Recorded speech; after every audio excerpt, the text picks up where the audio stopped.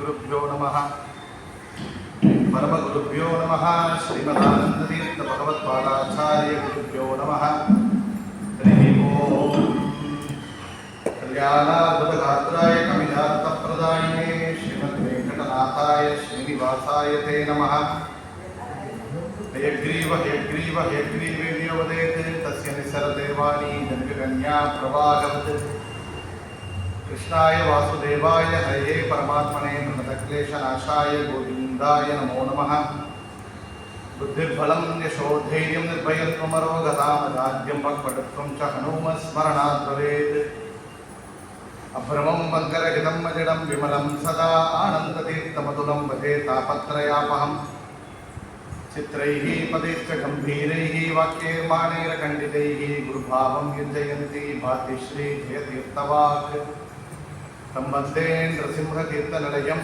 श्रीव्यासराजपूजितं ध्यायन्तं मनसा नृसिंहशरणं श्रीपादराजं गुरु अर्तिकल्पितकल्पोऽयं प्रत्यर्तिगजकेसरी श्रीव्यासतीर्थगुरुर्भूया तस्मदिष्टार्थसिद्धये तपो विद्या वैराग्यादि सद्गुणोकाकरानहं वादिराजगुरुन् वन्दे हयग्रीवपदाश्रयान् भक्तानां मानसां भोजभानवे कामधेनवे नमतां कल्पतरवे चीन्द्रगुरवे नमः प्रणवत्कामधेनुं च भजस्सुरतरूपमं श्रीभावबोधकृत्पाद चिन्तामणिम् उपास्महे कुशाग्रमतये भानुद्युतिहे वादिपीतये आराधितश्रीपतये श्रीसुधीन्द्रयतये नमः पूज्याय राघवेन्द्राय सत्यधर्मरताय च भजतां कल्पवृक्षाय नमतां कामधेनवे मन्मनोभीष्टवरदं सर्वाभीष्टफलप्रदं पुरन्दरगुरुं वन्दे दासश्रेष्ठं दयानिधिम्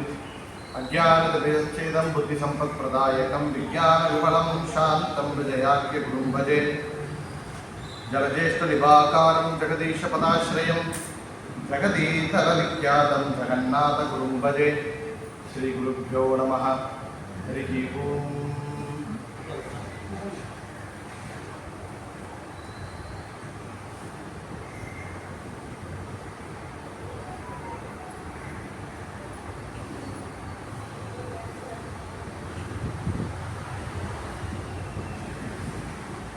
ಕನ್ನಡ ಬರ್ತದೆ ಕನ್ನಡ ಈ ಒಂದು ಶುಭ ಕೇಳುತ್ತೆ ಒಂದು ಶುಭ ಪರ್ವಕಾಲ ಜಗನ್ನಾಥ ದಾಸರ ಆರಾಧನೆ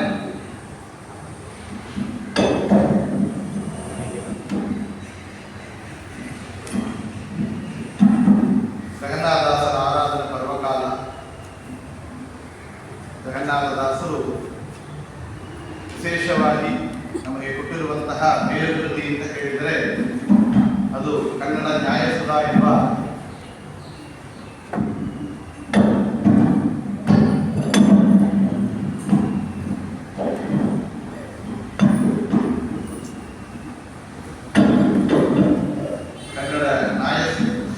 ಹರಿಕಥಾಮೃತ ಸಾರ ಜಲದೇಶ ವಿಭಾಕಾರಂ ಜಗದೀಶ ಪದಾಶ್ರಯಂ ಜಗದೀತರ ವಿಖ್ಯಾತಂ ಜಗನ್ನಾಥ ಗುರು ಭಜೆ ಅಂತ ಅವರು ನಮ್ಮ ಶ್ಲೋಕ. ವಿಶೇಷವಾಗಿ ಜಗನ್ನಾಥದಾಸರು ಅವರು ಕರ್ಮಜ ದೇವತೆಯ ಗುಂಪು ಸೇರಿದವರು. ದೊಡ್ಡ ನ್ಯಾಯಸುಧಾ ಪಂಡಿತರು, ನಿಮಗೆ ಸಿದ್ಧವಾಗಿದೆ ಅವರ ಚರಿತ್ರ. ರಂಗ ಒಲಿದ ದಾಸರು ಒಂದು ಪ್ರಸಿದ್ಧಿಯವರು. ರಂಗೋಲಿದಾಸರು ಅಂತ ಹೇಳ್ಬೋದು, ರಂಗ ಒಲಿದ ದಾಸರು ಅಂತ ಹೇಳ್ಬೋದು. ಯಾತಕ್ಕೆ ಇದ್ರೆ ಅವರು ರಂಗೋಲಿಯನ್ನಾಗಿ ಕೂಡ ಭಗವಂತನಿಗೆ ಸೇವೆ ಮಾಡ್ತಾ ಇದ್ರು. ಇನ್ನೊಂದು ರಂಗ ಅವರಿಗೆ ಒಲಿದ, ಅದರಿಂದ ರಂಗ ಒಲಿದ ದಾಸರು ಅಂತ ಅವರು ಪ್ರಸಿದ್ಧಿಯಾಗಿದ್ದಾರೆ. ವಿಶೇಷವಾಗಿ ಅವರ ಚರಿತ್ರೆಯನ್ನು ನೋಡಿದರೆ ಅವರು ಪೂರ್ವ ಅವತಾರಗಳಲ್ಲಿ ಅವರು ಕೃತಯುಗದಲ್ಲಿ ಪ್ರಹ್ಲಾದರಾಜರ ಸಂಬಂಧರಾದ ಬಾಹು ಅವರು ಸಹ್ಲಾದನಾಗಿ ಅವತಾರವನ್ನು ಮಾಡಿದರು. ಕರ್ಮಜ ದೇವತ ಪ್ರಹ್ಲಾದನ ತಮ್ಮನಾದ ಸಹ್ಲಾದನಾಗಿ ಅವತಾರವನ್ನು ಮಾಡಿದ್ದಾರೆ ಎಂದು ಪ್ರಸಿದ್ಧಿ. ಏನು ವಿಶೇಷ ನೋಡಿ, ಪ್ರಹ್ಲಾದರಾಜರು ಸಾಕ್ಷಾತ್ ನರಸಿಂಹರೂಪಿ ಪರಮಾತ್ಮನ ದರ್ಶನ ಮಾಡಿದ್ದಾರೆ ಅಂದರೆ ಅವರು ತಮ್ಮ ಸಹ್ಲಾದನೂ ದರ್ಶನ ಮಾಡಿದ್ದಾರೆ. ಆ ಸಹ್ಲಾದರಾಜರೇ ಈ ಕಲಿಯುಗದಲ್ಲಿ ಜಗನ್ನಾಥದಾಸರಾಗಿ ಅವತಾರವನ್ನು ಮಾಡಿದ್ದಾರೆ ಎಂಬ ವಿಷಯವನ್ನು ಕೂಡ ನೋಡುತ್ತೇವೆ. ಅವರೇ ದ್ವಾಪರ ಯುಗದಲ್ಲಿ ಪಾಂಡವರಲ್ಲಿ 5ರಲ್ಲಿ ನಕುಲ ಸಹಾದೇವನಿಗೆ ಸೋದರ ಮಾವನಾದ ಶಲ್ಯನಾಗಿ ಅವತಾರವನ್ನು ಮಾಡಿದರು. ಭೂಮಿಯೊಳಗೆ ಜನಿಸಿದ ಪ್ರಥಮದಿ ಸಹ್ಲಾದ ಜನರಿಗೆ ಹೋದ ಕಾಣಿಸುವುದು ಜಗದೊಳಗೆ ಇವರ ಕೀರ್ತಿಯು ಪುಣ್ಯಮೂರ್ತಿಯು ಅಂತ ಸಹ್ಲಾದನಾಗಿ ಅವತಾರವನ್ನು ಮಾಡಿದರು. ಆಮೇಲೆ ಅವರೇ ದೇನಿಸಿ ಎರಡನೇ ಜನ್ಮದಿ ಈತನೇ ಶಲ್ಯ ತತ್ವ ಬಲ್ಲ ಶಲ್ಯ ಎಂಬ ಅವತಾರವನ್ನು ಮಾಡಿದರು. ಈ ಶಲ್ಯರಾಜರಾಗಿ ಅವತಾರ ಮಾಡಿದಾಗ ನಾವು ಕೇಳಿದ್ದೇವೆ, ಪಾಂಡವರು ಗೌರವರ ಯುದ್ಧದಲ್ಲಿ ಪಾಂಡವರು ಪಕ್ಕದಲ್ಲಿ ನಿಂತು ಯುದ್ಧ ಮಾಡಬೇಕು ಅಂತ ಹೊರಟು ಬಂದ ಇದ್ದರು ಶಲ್ಯರಾಜ. ಅವರು ಕುಂತಿ ಮಾತ್ರಿ ಅಂತ ಎರಡು ತಾಯಿಗಳು ಪಾಂಡವರಲ್ಲಿ. ಅವರಿಗೆ ಪಾಂಡವರಿಗೆ ಎರಡು ಪತ್ನಿಯರು, ಒಬ್ಬರು ಕುಂತಿ, ಇನ್ನೊಬ್ಬರು ಮಾತ್ರಿ. ಆ ಮಾತ್ರಿಯ ಸಹೋದರ ಈ ಶಲ್ಯ. ಆಗ ನಕುಲ ಸಖಾದೇವನಿಗೆ ಇವರು ಸೋದರ ಮಗವಾದರು. ಆ ಪಾಂಡವರ ಜೊತೆಯಾಗಿ ಯುದ್ಧ ಮಾಡಬೇಕು ಅಂತ ಜೊತೆಯಲ್ಲಿ ಇದ್ದು ಕೌರವರು ಎದುರಿಸಿ ಯುದ್ಧ ಮಾಡಬೇಕು ಅಂತ ಹೊರಟು ಬಂದಾಗ ದುರ್ಯೋಧನ ಸಗುನಿ ಗುಂಪಿನವರು ಒಂದು ಪ್ಲಾನ್ ಮಾಡಿಬಿಟ್ಟು, ಏನು ಈ ಶಲ್ಯರನ್ನ ತಮ್ಮ ಪಕ್ಕ ಸರಿಬೇಕು. ಇದಕ್ಕೆ ಏನು ಮಾಡಬೇಕು? ಶಲ್ಯ ತುಂಬ ದೂರದಿಂದ ತಮ್ಮ ಸೈನ್ಯವನ್ನು ಕರೆಕೊಂಡು ಬಂದಾಗ ಅವರಿಗೆ ಮಧ್ಯದಲ್ಲಿ ದಾರಿಯಲ್ಲಿ ವಿಶೇಷವಾಗಿ ಈ ಅತಿಥಿಗಳಿಗೆ ಸತ್ಕಾರ ಮಾಡಬೇಕು ಅಂತ ವ್ಯವಸ್ಥೆ ಮಾಡುತ್ತೇನೆ. ಅನ್ನ ಚತುರ್ಥ ಮಾಡಿ ಈ ಶಲ್ಯನ ಗುಂಪನ್ನು ಅವರನ್ನೆಲ್ಲ ನಿಲ್ಲಿಸಿ ನಿಮಗೆ ವ್ಯವಸ್ಥೆ ಮಾಡಿದ್ದಾರೆ. ಇವರಿಗೆ ಏನು ನಡೆಸಿದ್ರು? ಪಾಂಡವರು ಯಾರು ಮಾಡಿದ್ದಾರೆ ಇಲ್ಲ ಬೇರೆ ಯಾರು ದೊಡ್ಡವರು ಮಾಡಿದ್ದಾರೆ ಹಾಗಂತ ಹೇಳಿ ವಿಶೇಷವಾದ ಉಪಚಾರವನ್ನೆಲ್ಲ ಮಾಡಿಸಿ ಅವರಿಗೆ ಸಂಭ್ರಮ ಊಟವನ್ನು ಹಾಕಿದ್ರು. ಯಾರು? ದುರ್ಯೋಧನಲ್ಲಿ. ಸೂಪಟ ಬುಡದ ಬಡ ಬಂದು ಹೊರಗೆ ಬಂದು ನೋಡಿದರೆ ಗುಂಪಿನವರೆಲ್ಲ ದುರ್ಯೋಧನಾದಿಗಳು. ಅವರು ಹೇಳಿದ್ರಂತೆ, ಇಂಥ ಊಟ ಹಾಕಿದವರಿಗೆ ನಾನು ಏನು ಬೇಕಾದ್ರೂ ಮಾಡುತ್ತೇನೆ ಅಂತ ಒಂದು ಮಾತು ಕೊಟ್ಟು. ಆಗ ಪಾಂಡವರೆಲ್ಲ ಕೇಳಿದವರು ಯುದ್ಧಕ್ಕೆ ಬಂದಿದ್ದಾರೆ. ದುರ್ಯೋಧನ ಕೇಳಿದ, ನನ್ನ ಪಕ್ಕದಲ್ಲಿ ನಿಂತು ಕೌರವರ ಪಕ್ಕ ನಿಂತು ನೀವು ಪಾಂಡವರನ್ನು ಎದುರಿಸಿ ಯುದ್ಧವನ್ನು ಮಾಡಬೇಕು. ಇಷ್ಟು ದೊಡ್ಡ ನೋಡಿ ಅವರು ಶಲ್ಯ ಪಾಂಡವರ ಜೊತೆಯಾಗಿದ್ದು ಕೃಷ್ಣ ಪರಮಾತ್ಮ ಅನುಗ್ರಹವನ್ನು ಪಡೆದು ದೊಡ್ಡ ಸಾಧನ ಮಾಡಬೇಕು ಅಂತ ಹೊರಟು ಬಂದಾಗ ಅವರಿಗೆ ಪ್ರಾರಂಭ ಕರ್ಮ ಭಗವಂತ ಇನ್ನೊಂದು ಸಂಕಲ್ಪ ಆಗಿತ್ತು. ಆಗ ಕೌರವರ ಪಕ್ಕ ನಿಂತು ಯುದ್ಧವನ್ನು ಮಾಡಬೇಕಾಗಿತ್ತು. ಅವங்களுக்கு ತಮಿಳ್ ಕನ್ನಡ ಪರವಾಗಿಲ್ಲ. ಆಗ ಅವರಿಗೆ ನೋಡಿ ಆ ಪ್ರಾರಬ್ಧವಶ ಕೌರವರ ಪಕ್ಕ ನಿಂತು ಆ ದುರ್ಯೋಧನ ಅನ್ನವನ್ನ ಒಂದು ದಿವಸ ಊಟ ಮಾಡಿದ ಪಾಪ ಅವರಿಗೆ ಸರಿಕೊಂಡಿತು. ನೋಡಿ ಅನ್ನದ ಪ್ರಭಾವ, ಅನ್ನ ಆಹಾರದ ನಿಯಮ ಎಷ್ಟು ಕೆಲಸ ಮಾಡುತ್ತೆ ಅಂತ ನಾವು ನೋಡ್ತೇವೆ. ಮಹಾಭಾರತದಲ್ಲಿ ಕೇಳಿದ್ದೇವೆ. ಅಷ್ಟು ಭೀಷ್ಮಾಚಾರ್ಯರು ಆ ಒಂದು ಬಾಣದ ಆಶಯದಲ್ಲಿ ಮಲಗಿಕೊಂಡು ವಿಶೇಷವಾಗಿ ಧರ್ಮರಾಜರಿಗೆ ಅಷ್ಟು ಉಪದೇಶವನ್ನು ಮಾಡಿದ್ರು. ಆಗ ಮಾಡುವವಳ ಒಂದು ಪ್ರಶ್ನೆ ಬಂದಿರ್ತದೆ, ಇಷ್ಟು ಉಪದೇಶವನ್ನು ಮಾಡಿದ್ದೀರಲ್ಲ, ಆ ಕೌರವರ ಸಭೆಯಲ್ಲಿ ದ್ರೌಪದಿಗೆ ಅವಮಾನ ಮಾಡುವವ ನೀವು ಮಾತಾಡಲಿಲ್ಲದೆ ಯಾತಕ್ಕೆ ಅಂತ ಕೇಳಿದಾಗ, ದುರ್ಯೋಧನ ಮನೆಯ ಅನ್ನದ ಪ್ರಭಾವ ಊಟ ಮಾಡಿದ್ದಾನಲ್ಲ ಅದು ನನ್ನ ದೇಹದಲ್ಲಿ ಸೇರಿಕೊಂಡಿತ್ತು. ಅದು ಒಳಗೋಗಿ ಕೆಲಸ ಮಾಡಲಿಲ್ಲ. ಒಳಗೆ ಜ್ಞಾನ ಇದ್ದರೂ ಕೂಡ ಆ ಜ್ಞಾನ ಕೆಲಸ ಮಾಡಲಿಲ್ಲ. ಆದರೆ ಹೇಗ ಅರ್ಜುನ ತನ್ನ ಬಾಣದಿಂದ ಈ ರಕ್ತವನ್ನೆಲ್ಲ ಹೊರಗೆ ಹಾಕಿದ್ದಾನೇನೋ, ಈಗ ನನಗೆ ಒಳ್ಳೆ ಸದ್ಬುದ್ಧಿ ಬಂದಿದೆ, ಈಗ ಒಳ್ಳೆ ಮಾತುಗಳು ಬರ್ತಾ ಇದೆ ಅಂತ ಭೀಷ್ಮಾಚಾರ್ಯರ ಮಾತು. ಇಲ್ಲಿ ಶಲ್ಯನ ಸಂದರ್ಭ ಅವರ ಪರಿಸ್ಥಿತಿ ಹಂಗೆ ಆಗಿದೆ. ಕೌರವರ ಊಟ ಮಾಡಿದ ಆ ಒಂದು ಪ್ರಭಾವ ಏನಾಗಿತ್ತು ಅಂದ್ರೆ ಇಲ್ಲಿ ಅವರಿಗೆ ಆ ಪಾಪ ಸೇರಿಕೊಂಡಿತ್ತು ಅಂತ ಅವರ ಚರಿತ್ರೆಯಲ್ಲಿ ಕೇಳುತ್ತೇವೆ. ಅವರೇ ಮತ್ತು ಕಲಿಯುಗದಲ್ಲಿ ವಾದಿರಾಜರ ಮಠದಲ್ಲಿ ವಾದಿರಾಜರಿಗೆ ಸೇವೆ ಮಾಡುವ ಕೊಂಡಪ್ಪ ಅಂತ ಅವತಾರವನ್ನು ಮಾಡಿದರು. ಆಗ ಕೃತಿಯುಗದಲ್ಲಿ ಸಕಲಾದರಾಗಿ ಅವತಾರ, ದ್ವಾಪರ ಯುಗದಲ್ಲಿ ಪಾಂಡವರ ಸೋದರ ಮಾವನಾದ ಶಲ್ಯನಾಗಿ ಅವತಾರ, ಮೂರನೆಯದಾಗಿ ಇವರು ವಾದಿರಾಜರ ದೂತ, ವಾದಿರಾಜರ ಸೇವಕನಾಗಿ ಒಂದು ಅವತಾರವನ್ನು ಮಾಡಿದ್ದಾರೆ ಎಂಬ ವಿಷಯವನ್ನು ಕೂಡ ನೋಡುತ್ತೇವೆ. ನಾಲ್ಕನೆಯದಾಗಿ ಅವರು ಪುರಂದರದಾಸರ ಮನೆಯಲ್ಲಿ ಅವರು ಒಂದು ಮಗನಾಗಿ ಕೂಡ ಅವತಾರವನ್ನು ಮಾಡಿದ್ದಾರೆ. ನಾವು ಕೇಳಿದ್ದೇವೆ ಪುರಂದರದಾಸರ ಮಗ ಅಂತ ಕೇಳಿದರೆ ಮಧ್ವಪತಿ ಅಂತ.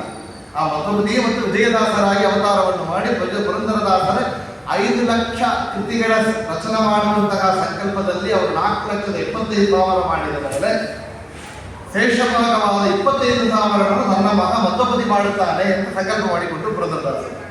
ಆಗ ಮಧ್ವಪತಿಯೂ ಪೂರ್ತಿ ಮಾಡದೆ ಹೋದಾಗ ಅವರೇ ಮತ್ತು ವಿಜಯದಾಸರಾಗಿ ಮತ್ತು ಅವತಾರವನ್ನು ಮಾಡಿ ಆ ಪುರಂದರದಾಸರ ಸಂಕಲ್ಪವನ್ನ ಪೂರೈಸಿದರು, ಪೂರ್ತಿಯನ್ನು ಮಾಡಿಕೊಟ್ಟರು ಅಂತ ಕೇಳ್ತೇವೆ.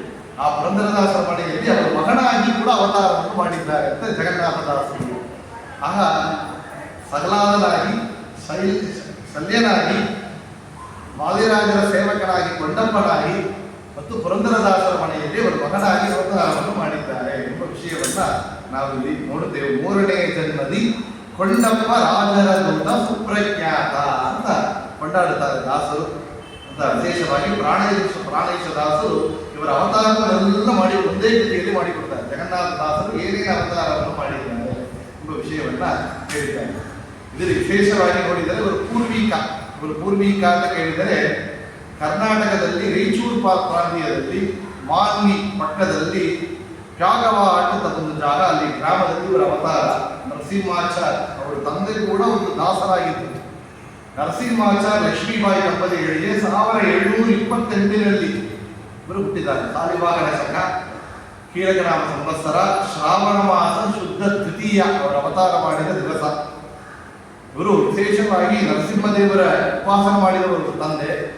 ತಿರುಪತಿ ತಿಮ್ಮಪ್ಪನಮೇಣ ಭಕ್ತಿ ನರಸಿಂಹ ವಿಠಲ ಎಂಬ ಅಂಕಿತದಿಂದ ಅವರು ಕೃತಿಗಳ ರಚನೆ ಮಾಡ್ತಾ ಇದ್ದರು ಅವರ ತಂದೆ. ಅಂತ ವಿಶೇಷವಾದ ಎಲ್ಲ ಮನೆತನದಲ್ಲಿ ಹುಟ್ಟಿದವರು ಇವರು. ಹುಟ್ಟಿದಾಗ ಇವರಿಗೆ ಶ್ರೀನಿವಾಸ ಅಂತ ನಾಮಕರಣವನ್ನು ಮಾಡಿದರು. ಅಂದರೆ ವಿಶೇಷವಾಗಿ ಅಧ್ಯಯನ ಎಷ್ಟು ಶೇಷ ಪಾಂಡಿತ್ಯ ಇವರಿಗಿತ್ತು ಅಂತ ಕೇಳಿದರೆ, ಸಂಸ್ಕೃತದಲ್ಲಿ ಇವರಿಗಿದ್ದ ಪಾಂಡಿತ್ಯ ಅಂದ್ರೆ 5ನೇ ವಯಸ್ಸಿನಲ್ಲಿ, ಇವರು 5 ವಯಸ್ಸಿನಲ್ಲಿ ರಾಯನ ಮಠ ಪರಂಪರೆಯಲ್ಲಿ ಬಂದಿರುವಂತಹ ವರದೇಂದ್ರ ತೀರ್ಥರು ಇದು ಪುಣೆಗೆ ಮೂಲ ಬೃಂದಾವನ ಇದೆ. ವರದೇಂದ್ರ ತೀರ್ಥರ ಮೇಲೆ ಪಂಚಕವನ್ನು ರಚನೆ ಮಾಡಿದ್ದಾರೆ.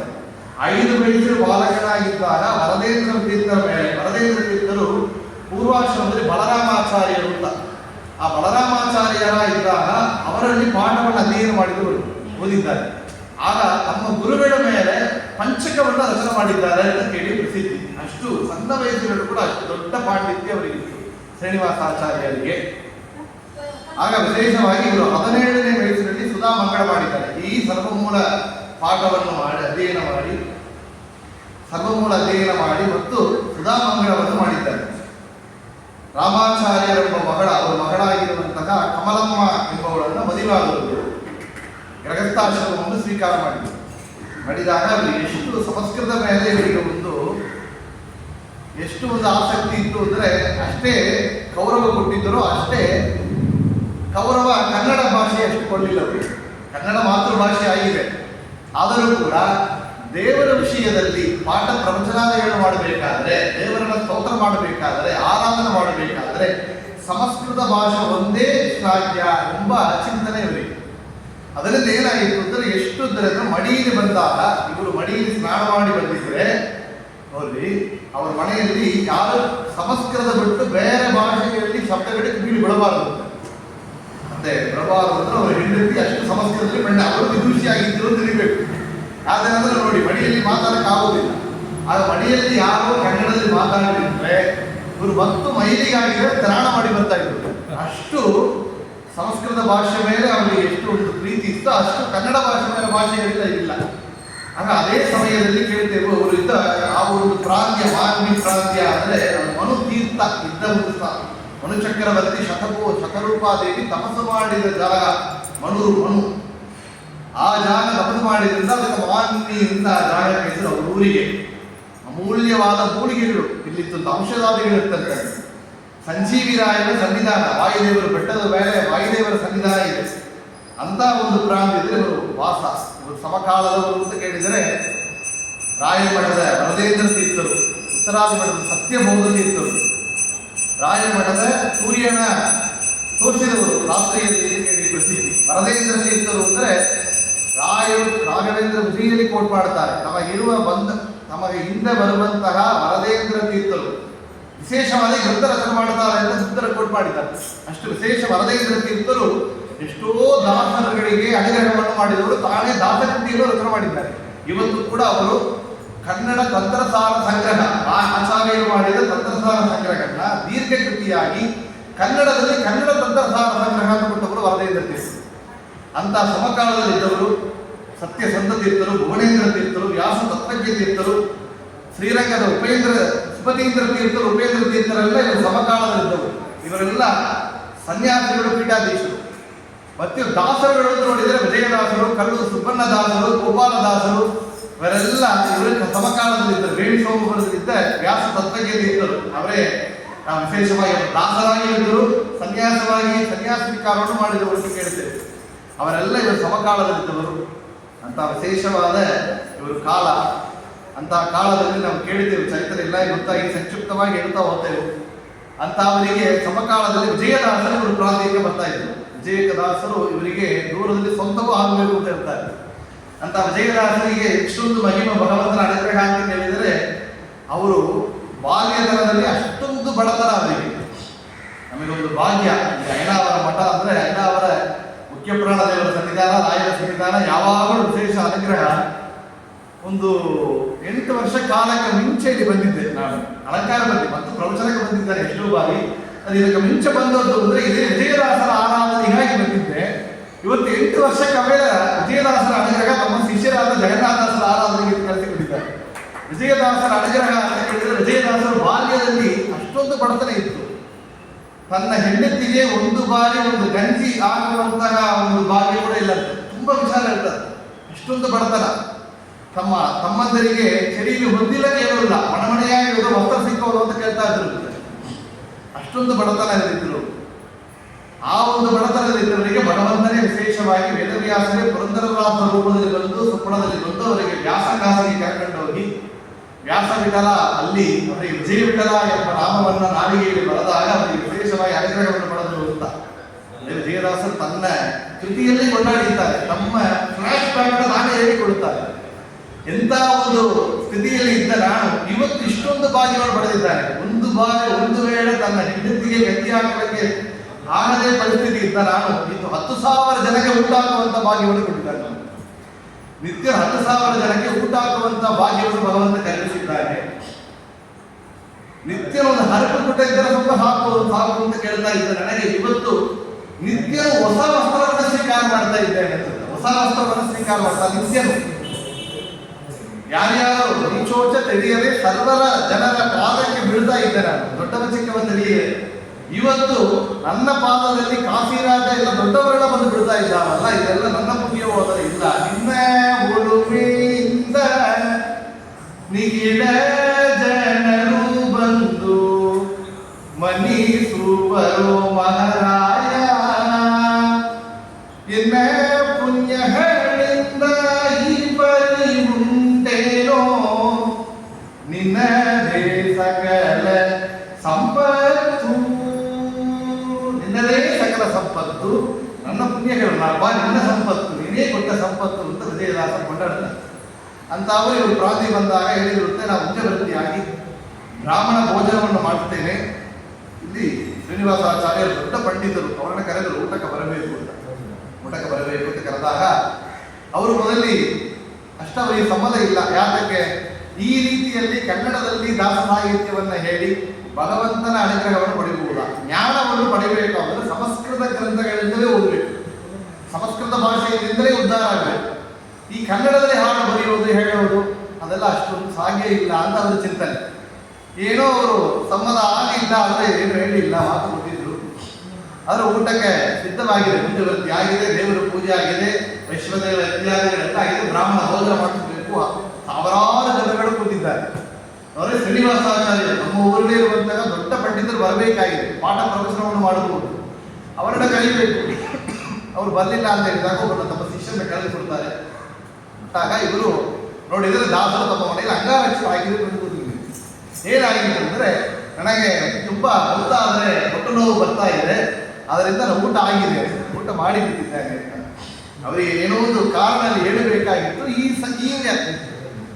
ಸೂಕ್ಷ್ಮವಾಗಿ ಹೇಳಿಬಿಟ್ಟು ಕಾಲತಾಮದ ಆದರೆ ಹೊತ್ತಾದರೆ ನನಗೆ ಹೊಟ್ಟೆ ನೋವು ಬರ್ತಾ ಇದೆ, ಅದರಿಂದ ಬೇಗ ಊಟ ಮಾಡಬೇಕು ಅಂತ ಮಾಡಿದ್ದೀನಿ. ಈ ವಿಷಯವನ್ನು ವಿಜಯದಾಸರಿಗೆ ತಿಳಿಸಿದ್ರು. ಅವರು ಹೇಳಿಕೊಂಡಿರ್ತಾರೆ, ದೊಡ್ಡ ಪಂಡಿತರು ಅವರು ಬರ್ತಾರೆ ಅಂದರೆ ನಾವು ಬೇಗ ಕೂಡ ಅಡಿಗೆ ಮಾಡಿರ್ಬೋದಲ್ಲ, ಬೇಗ ಆಗಿರ್ಬೋದು, ಏನೋ ನಾವು ಅವರನ್ನ ಕಳಕೊಂಡಿದ್ದೀವಿ ಆಗಲ್ಲ ಅಂದರೆ ಮತ್ತೆ ಇನ್ನೊಂದು ದಿವಸ ಮತ್ತು ಮಾಡೋಣ ಅಂತ ಇದೆ. ಆದರೆ ವಿಷಯ ಗೊತ್ತಾಗಿತ್ತು ಪರೋಕ್ಷ ಜ್ಞಾನಿಗಳು ವಿಜಯದಾಸರು. ಆ ಸಮಯದಲ್ಲಿ ಅವರ ಶಿಷ್ಯರಾದ ಗೋಪಾಲದಾಸರಿಗೆ ಗೊತ್ತಾಗಿತ್ತು. ವಿಜಯದಾಸರು ಗೌರವದಿಂದ ಕರೆದಾಗ ಅಲ್ಲಿ ಅವರಿಗೆ ಅವಮಾನ ಮಾಡಿದಂತೆ ಅಲ್ಲಿ ಬರ್ನಾಂಗ ಬಿಟ್ಟು ಬಾರದ ಅಲ್ಲಿ ಬಿಟ್ಟು ಏನೋ ಒಂದು ಹೊಟ್ಟೆ ನೋವು ಬಂದಿದೆ, ಹೊಟ್ಟೆ ನೋವು ಆಗ್ತಾ ಇದೆ ಅಂತ ಹೇಳಿದಾರಲ್ಲ, ಅವರ ಹಾಗೆ ಆಗಲಿ ಅಂತ ಸಹಜವಾಗಿ ಮಾತು ಅಷ್ಟೇ. ಜ್ಞಾನಿಗಳ ಮಾತು ಅಂದರೆ ಎಷ್ಟೊಂದು ಬಲ ಇದೆ ಅವರು. ವಾಕ್ಪಟತ್ವ ಅಂತ ಶಾಪಾನುಗ್ರಹ ಶಕ್ತಾನಿಯು ರಾಘವೇಂದ್ರ ವಿದ್ಯತೆ ಅಂತ ಅಪ್ಪನಾಚಾರ್ಯ ಮಾತಾಡ್ತಾರೆ. ರಾಯರು ಎರಡು ಮಾರ್ಗ ಸಾಧ್ಯ ಇಲ್ಲ, ಶಾಪ ಅನುಗ್ರಹ. ಅದು ಶಾಪ ಕೊಡೋಲ್ಲ, ಆದರೆ ಅವರಿಗೆ ವಾಕ್ಪಟುತ್ವ ಎಷ್ಟಿತ್ತು, ವಾಕ್ಸಿದ್ಧಿ ಅಂತ ಕೇಳಿದರೆ ಅವರು ಸಂದ ಗಂಧವನ್ನು ಅರ್ಧಾಗ ಅಗ್ನಿ ಸೂಕ್ತವನ್ನು ಹೇಳಿದರೆ ಗಂಧ ತನ್ನ ಗುಣವನ್ನು ಬಿಟ್ಟು ಬಿಸಿಯಾಗಿ ಬಿಡ್ತದೆ. ಹೇಗೆಂದ್ರೆ ರಾಯರ ವಾಕ್ಪಟುತ್ವ ವೆಂಕಟನಾಥಿದ್ದಾಗ ವಾಕ್ ಅವರಿಗೆ ಸಿದ್ಧಿಯಾಗಿತ್ತು, ಮಂತ್ರ ಸಿದ್ಧಿಯಾಗಿತ್ತು. ಮತ್ತು ವರ್ಣ ಸೂಕ್ತವನ್ನು ಹೇಳಿದಾಗ ಗಂಧ ಎಷ್ಟು ತಂಪಾಗಿರುತ್ತೋ ಅದರಿಂದ ಹೆಚ್ಚು ತಂಪಾಗಿರ್ತದೆ, ಫ್ರೀಸಲ್ಲಿ ಇರ್ತದೆ. ಅದು ವಾಕ್ ಸಿದ್ಧಿಯಾಗಿತ್ತು. ಇಲ್ಲಿ ಗೋಪಾಲದಾಸರು ಅದೇ ಸಾಧಾರಣವಾಗಿ ಯಥಾರ್ಥವಾಗಿ ಹೊಟ್ಟೆ ನೋವು ಹಾಕಿ ಇರಲಿದ್ರು ಅಷ್ಟೇ. ಹೊಟ್ಟೆ ನೋವು ಆ ಕ್ಷಣ ಶುರುವಾಗಿತ್ತು. ಆ ಕ್ಷಣ ಅಂದರೆ ಏನೋ ಒಂದು ಮಡಿಕೊಂಡ್ರು, ನೀರು ತಗೊಂಡ್ರು, ಆಹಾರ ತಗೊಂಡ್ರು, ಔಷಧಿಗಳು ತಗೊಂಡ್ರು, ಎಷ್ಟು ದೊಡ್ಡ ದೊಡ್ಡ ವೈದ್ಯರನ್ನು ನೋಡಿದರೂ ಕೂಡ 1 ಗಂಟೆ 2 ಗಂಟೆ, 1 ದಿವಸ 2 ದಿವಸ, 1 ವಾರ ಇಲ್ಲ, 1 ತಿಂಗಳ ಗಟ್ಟಲಾಗಿದೆ. ಏನು ಆಕಾರ ಸ್ವೀಕಾರ ಮಾಡಲಿಕ್ಕಾಗಲಿಲ್ಲ. ಭಗವಂತನ ಪೂಜೆ ನಿಷ್ಠೆಯಿಂದ ಮಾಡಲಿಕ್ಕಾಗಲಿಲ್ಲ.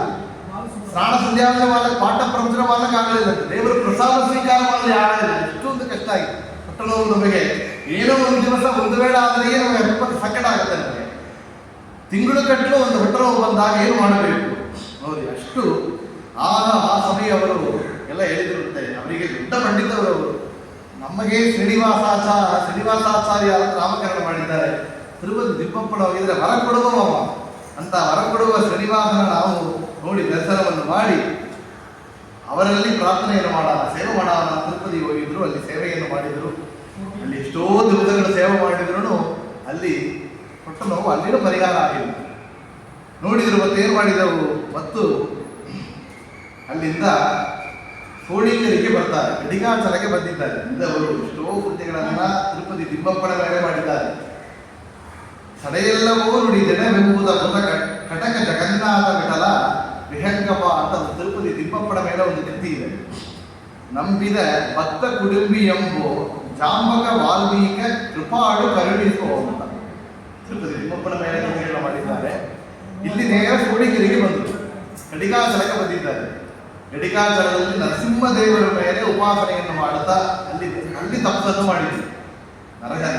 ವಿಶೇಷವಾಗಿ ನರಸಿಂಹದೇವರ ಮೇಲೆ ವಿಶೇಷ ಭಕ್ತಿ ಇದೆ. ಅದರಿಂದಲೇ ಇವರಿಗೆ ನೋಡಿ ವರದೇಂದ್ರ ತೀರ್ಥರು ಗರುಡ ಪೀಠಸ್ಥ ನರಸಿಂಹದೇವರನ್ನು ಇವರಿಗೆ ವಿಗ್ರಹವನ್ನು ಕೊಟ್ಟಿದ್ದಾರೆ. ವರದೇಂದ್ರ ತೀರ್ಥರು ಇವತ್ತು ಕೂಡ ಮಾನ್ಯ ಹೋದರೆ ನೋಡಬಹುದು. ವರದೇಂದ್ರ ತೀರ್ಥರು ಇವರಿಗೆ ಪೂಜೆ ಮಾಡಕ್ಕೆ ಕೊಟ್ಟಿದಂತ ಆ ನರಸಿಂಹದೇವರು. ಒಬ್ಬರು ವಿಶೇಷವಾದ ಸತ್ಯಬೋಧ ತೀರ್ಥರು ಇವರಿಗೆ ಒಂದು ತಮ್ಮ ಪಾದಿಗೆಗಳನ್ನ ಕೊಟ್ಟಿದ್ರು. ಮಂತ್ರಾಕ್ಷರ ಒಂದು ತಟ್ಟನ್ನು ಕೊಟ್ಟಿದ್ದಾರೆ. ಬಲಮಂತ್ರಾಕ್ಷರ ಕೊಡುವಂತ ತಟ್ಟನ್ನು ಕೊಟ್ಟಿದ್ದರು. ಅವೆಲ್ಲ ಸತ್ಯಬೋಧ ತೀರ್ಥರನ್ನು ಪಡೆದಾಗ ಆಯಿತು ಅಂತ ಹೇಳ್ತಾರೆ. ಆಗ ನರಸಿಂಹ ಉಪಾಸನೆ ಮಾಡಿದವರು ತಾವೇ ತಮ್ಮ ದಾಸ ದೀಕ್ಷೆಯನ್ನು ಪಡೆದ ಮೇಲೆ ನರಸಿಂಹದೇವರ ಮೇಲೆ ವಿಶೇಷ ಕೃತಿಗಳನ್ನ ಮಾಡಿದ್ದಾರೆ. ಭಗವಂತನಲ್ಲಿ ಪ್ರಾಯಚಿತ್ತ ರೂಪದಿಂದ ಹೇಗೆ ಪ್ರಾರ್ಥನೆ ಮಾಡಬೇಕು ಅಂತ ನರಸಿಂಹದೇವರ ಮಾಲೆ ಕೃತಿ. ನರಹರಿಯೇ ನಿಮ್ಮ ನಾಮ ಸ್ಮರಣೆ ಮಾಡದೆ ನರಹತ್ಯ ಪುರಿಯಾದೆನೋ ಹರಿಯೇ, ಸಿರಿರಮಣದವ ಚರಣ ದೊರಕುವುದು ಇನ್ನು ಪರಮ ಪಾಪಿಷ್ಟ ನಾನು. ಸಾಕಲ್ಯದಿಂದ ಸಾಲಿಗ್ರಾಮದ ಅಭಿಷೇಕ ಆ ಕಾಲದಲ್ಲಿ ಮಾಡದೆ ನಾಕೆಂದು ನಾಯಿಗಳ ಸಾಶಿ ಮನೆಯೊಳು ಬದುಕಬೇಕೆಂದು ಹಾಲ ಕೊಯ್ದೆ. ಕಾಕು ಬುದ್ಧಿಗಳಿಂದ ಗುಡಿ ನಶ್ಯ ಗುಡಿ ಆದಿಭಂಗಿಯ ಸೇರಿದೆ. ಲೋಕನಿಂದಕನಾಗಿ ಪಾತಕವನೆಚ್ಚಿ ಅನೇಕ ಜೂಜುಗಳಾಡಿದೆ. ಬಿಡದೆ ಗಿರಿರಮಣ ತವ ಶರಣ ದೊರಕುವುದು ಇನ್ನು ಪರಮ ಪಾಪಿಷ್ಟ ನಾನು. ಇಷ್ಟು ಚೆನ್ನಾಗಿ ನಾವು ಮಾಡುವಂತಹ ತಪ್ಪುಗಳನ್ನು ಲಿಸ್ಟ್ ಮಾಡಿಕೊಡ್ತಾರೆ ನೋಡ್ರಿ. ಮನೆಯಲ್ಲಿ ಸಾಲಿಗ್ರಾಮ ಇಟ್ಟುಕೊಂಡು ಅದಕ್ಕೊಂದು ಜಲ ಹಾಕುವಂತ ಪುರುಷೊತ್ತಿಲ್ಲ. ನಾಯಿಯನ್ನು ಇಟ್ಟುಕೊಂಡು ಹತ್ತನೇ ಮನಸ್ಸಿಕೊಂಡು ನಾವು ಕೊಂಡಾಡುತ್ತೇವಲ್ಲ, ನಾಯಿಗೆ ಹಾಲ ಹೋಗಿದೆ ಎಂದು ಹೇಳ್ತಾರೆ. ನಮಗೆ ಎಷ್ಟೊಂದು ದುರ್ಬುದ್ಧಿ ಇದೆ ಅಂದರೆ, ಒಳ್ಳೆ ಮದುವೆ ಮನೆಗೆ ಹೋಗೋದು, ಮದುವೆ ಅಲ್ಲಿ ಆ ಒಂದು ಶುಭ ಪರ್ವ ಕಾಲ ಮುಹೂರ್ತ ಕಾಲಕ್ಕೆ ಮದುವೆ ಮನೆಗೆ ಹೋಗೋದು, ಅಲ್ಲಿ ಸತ್ತ ಸುದ್ದಿಯ ಬೇಡಿದೆ ಅಂತ ಹೇಳ್ತಾರೆ. ಒಳ್ಳೆ ಶುಭ ಕಾರ್ಯಗಳು ಅಂತ ಮನೆಗೆ ಹೋಗಿ ನಿಮಗೆ ಸ್ವಂತವಾಗಿ ಮುಂಚಿಟ್ಟು ಬಂದಿದ್ದು ಏನೋ ಒಂದು ದುರ್ಗುಣ, ಆ ಎಲ್ಲ ಪಾಪಗಳು ಬರ್ತಾ ಇರುತ್ತೆ. ಸಮಯದಲ್ಲಿ ಏನು ಸುದ್ದಿಯನ್ನು ಹೇಳಬೇಕು ಜಗನ್ನಾಥ ತೋರಿಸ್ಕೊಡ್ತಾರೆ. ದಶಮಿ ಏಕಾದಶಿ ದ್ವಾದಶಿ ದಿನತ್ರಯಲ್ಲಿ ಹಸುವು ಹೆಣಸು ಹೇಳುವ ಹೊಂದುತ್ತ ಹಸುವು ಅಂತ ಹೇಳಿ ದಿನತ್ರಯದಲ್ಲಿ ಊಟ ಮಾಡ್ತಾ ಇದ್ದಾನಲ್ಲ, ಹೊಟ್ಟು ತುಂಬಿಸ್ತಾ ಇದ್ದಾನಲ್ಲ, ನನಗರಿಗೆ ನಿನ್ನ ನಾಮಸ್ಮರಣೆ ಮಾಡದೆ ನರಕಕ್ಕೆ ಹೋಗುವಂತ ಕಾರ್ಯಗಳನ್ನು ಮಾಡುತ್ತೇನೆ ಅಂತ. ಅವರು ಮಾಡಿದೆ ಅಂತ ಹೇಳಿದ ಹಾಡಲ್ಲ, ನಮ್ಮಗಾಗಿ ಹೇಳಿದ ಹಾಡು. ನಾವು ಯಾವ ರೀತಿಯಲ್ಲಿ ತಪ್ಪು ಮಾಡುತ್ತೇವೆ, ಯಾವ ರೀತಿಯಲ್ಲಿ ಭಗವಂತನಿಗೆ ಪ್ರಾಯಚಿತ್ತ ನಾವು ಭಗವಂತನಿಗೆ ಪ್ರಾರ್ಥನೆ ಮಾಡಬೇಕು ಅಂತ ತೋರಿಸಿಕೊಳ್ಳಕ್ಕಾಗಿ ಈ ಒಂದು ಕೃತಿಯನ್ನು ಮಾಡಿದ್ದಾರೆ.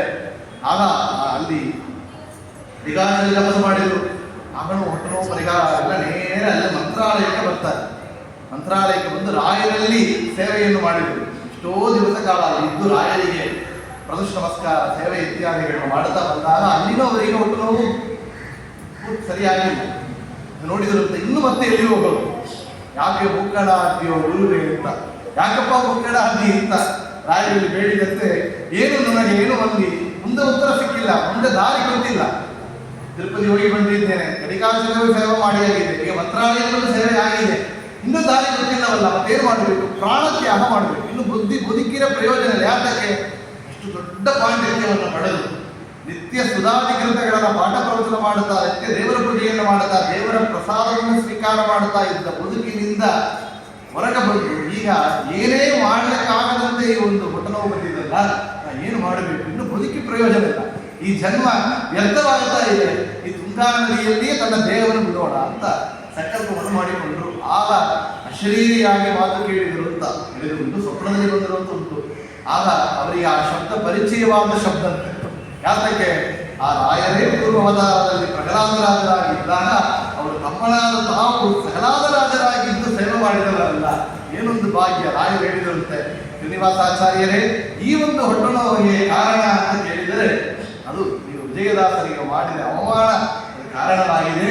ಅದರಿಂದ ನೀವು ವಿಜಯದಾಸರಲ್ಲಿ ಹೋಗಿ ನೀವು ಮತ್ತು ಮಾತಾಡಿಸಿದರೆ, ಬೇಡಿಕೊಂಡ್ರೆ ಈ ರೋಗ ಪರಿಹಾರ ಆಗತ್ತೆ. ಏನಪ್ಪ ಮತ್ತೆ ದಿಬ್ಬಪ್ಪನಿಗೆ ಹೋಗಿ ಪ್ರಾರ್ಥನೆ ಮಾಡಿದ್ರೆ ಪರಿಹಾರ ಆಗಿಲ್ಲ, ಚೋಳಿಗರಿಗೆ ಬಂದು ನರಸಿಂಹದೇವರಿಗೆ ಆಗಿ ಪರಿಹಾರ ಆಗಿಲ್ಲ, ರಾಯರು ಬಂದು ಕೂಡ ಪರಿಹಾರ ಆಗಿದ್ದೇವೆ ಅಂತ ಕೇಳಿದರೆ ಅವರು ತಿಮ್ಮಪ್ಪನಿಗೆ ಮಾಡಿದ ಸೇವೆಯ ಪುಣ್ಯ ಮತ್ತು ನರಸಿಂಹದೇವರಿಗೆ ಮಾಡಿದ ಸೇವೆಯ ಪುಣ್ಯ ರಾಯರಿಂದ ಅವರಿಗೆ ಮುಂದೆ ಸೂಚನೆ ಆಗಿದೆ. ಯಾತಕ್ಕೆ? ಭಗವಂತ ನೇರಾಗಿ ಅನುಗ್ರಹ ಮಾಡೋದಿಲ್ಲ. ವೃಂದವಕ್ಕೆ ಗುರು ಭಕ್ತಿ ಜಾರಿ ಗುರುವಿನ ಗುಲಾಮ ಆಗುವ ತನಕ ಪ್ರಯತ್ನದಿಂದ ಮುಕ್ತಿ. ಆಗ ಅಲ್ಲಿ ನರಸಿಂಹದೇವರು ಶ್ರೀನಿವಾಸ ತಾವು ನೇರಾಗಿ ಅನುಗ್ರಹ ಮಾಡೋದಿಲ್ಲ, ರಾಯರಿಂದ ಅನುಗ್ರಹ ಮಾಡುತ್ತೇನೆ ಅಂತ ಮುಂದೆ ಸೂಚನೆಯನ್ನು ಕೊಟ್ಟಿದ್ದಾರೆ. ನೋಡಿ, ಆ ರಾಯರಿಂದ ಮತ್ತೆ ಏನು ಮಾಡಿದರು? ನೇರಾಗಿ ಅಲ್ಲಿ ವಿಜಯದಾಸಕ್ಕೆ ಹೋಗಬೇಕು ಅಂತ ಹೊರಟಿದ್ದಾರೆ. ರಾಯರ ಮೇಲೆ ರಾಯರಿಂದ ಅವರಿಗೆ ಸೂಚನೆ ಆಗಿತ್ತು, ದಾರಿ ಅವರಿಗೆ ಸಿಕ್ಕಿತ್ತು. ಅದರಿಂದಲೇ ಇಂಥ ದಾಸ ದೀಕ್ಷೆಯನ್ನು ಪಡೆದ ಮೇಲೆ ಬಂದು ಮಂತ್ರಾಲಯದಲ್ಲಿ ಮತ್ತು ಸೇವೆಯನ್ನು ಮಾಡಿದಿರುತ್ತೆ. ಆಗ ರಾಯರ ಮೇಲೆ ಜಗನ್ನಾಥನ ಅಗ್ರದಿಂದ ಎಷ್ಟೋ ಕೃತಿಗಳನ್ನು ಕೊಡ್ತಾರೆ. ರೋಗಹರಣಿ ಕೃಪಾ ಸಾಗರ ಶ್ರೀ ಗುರು ರಾಘವೇಂದ್ರ ಪರಿಪಾಲಿಸೋ.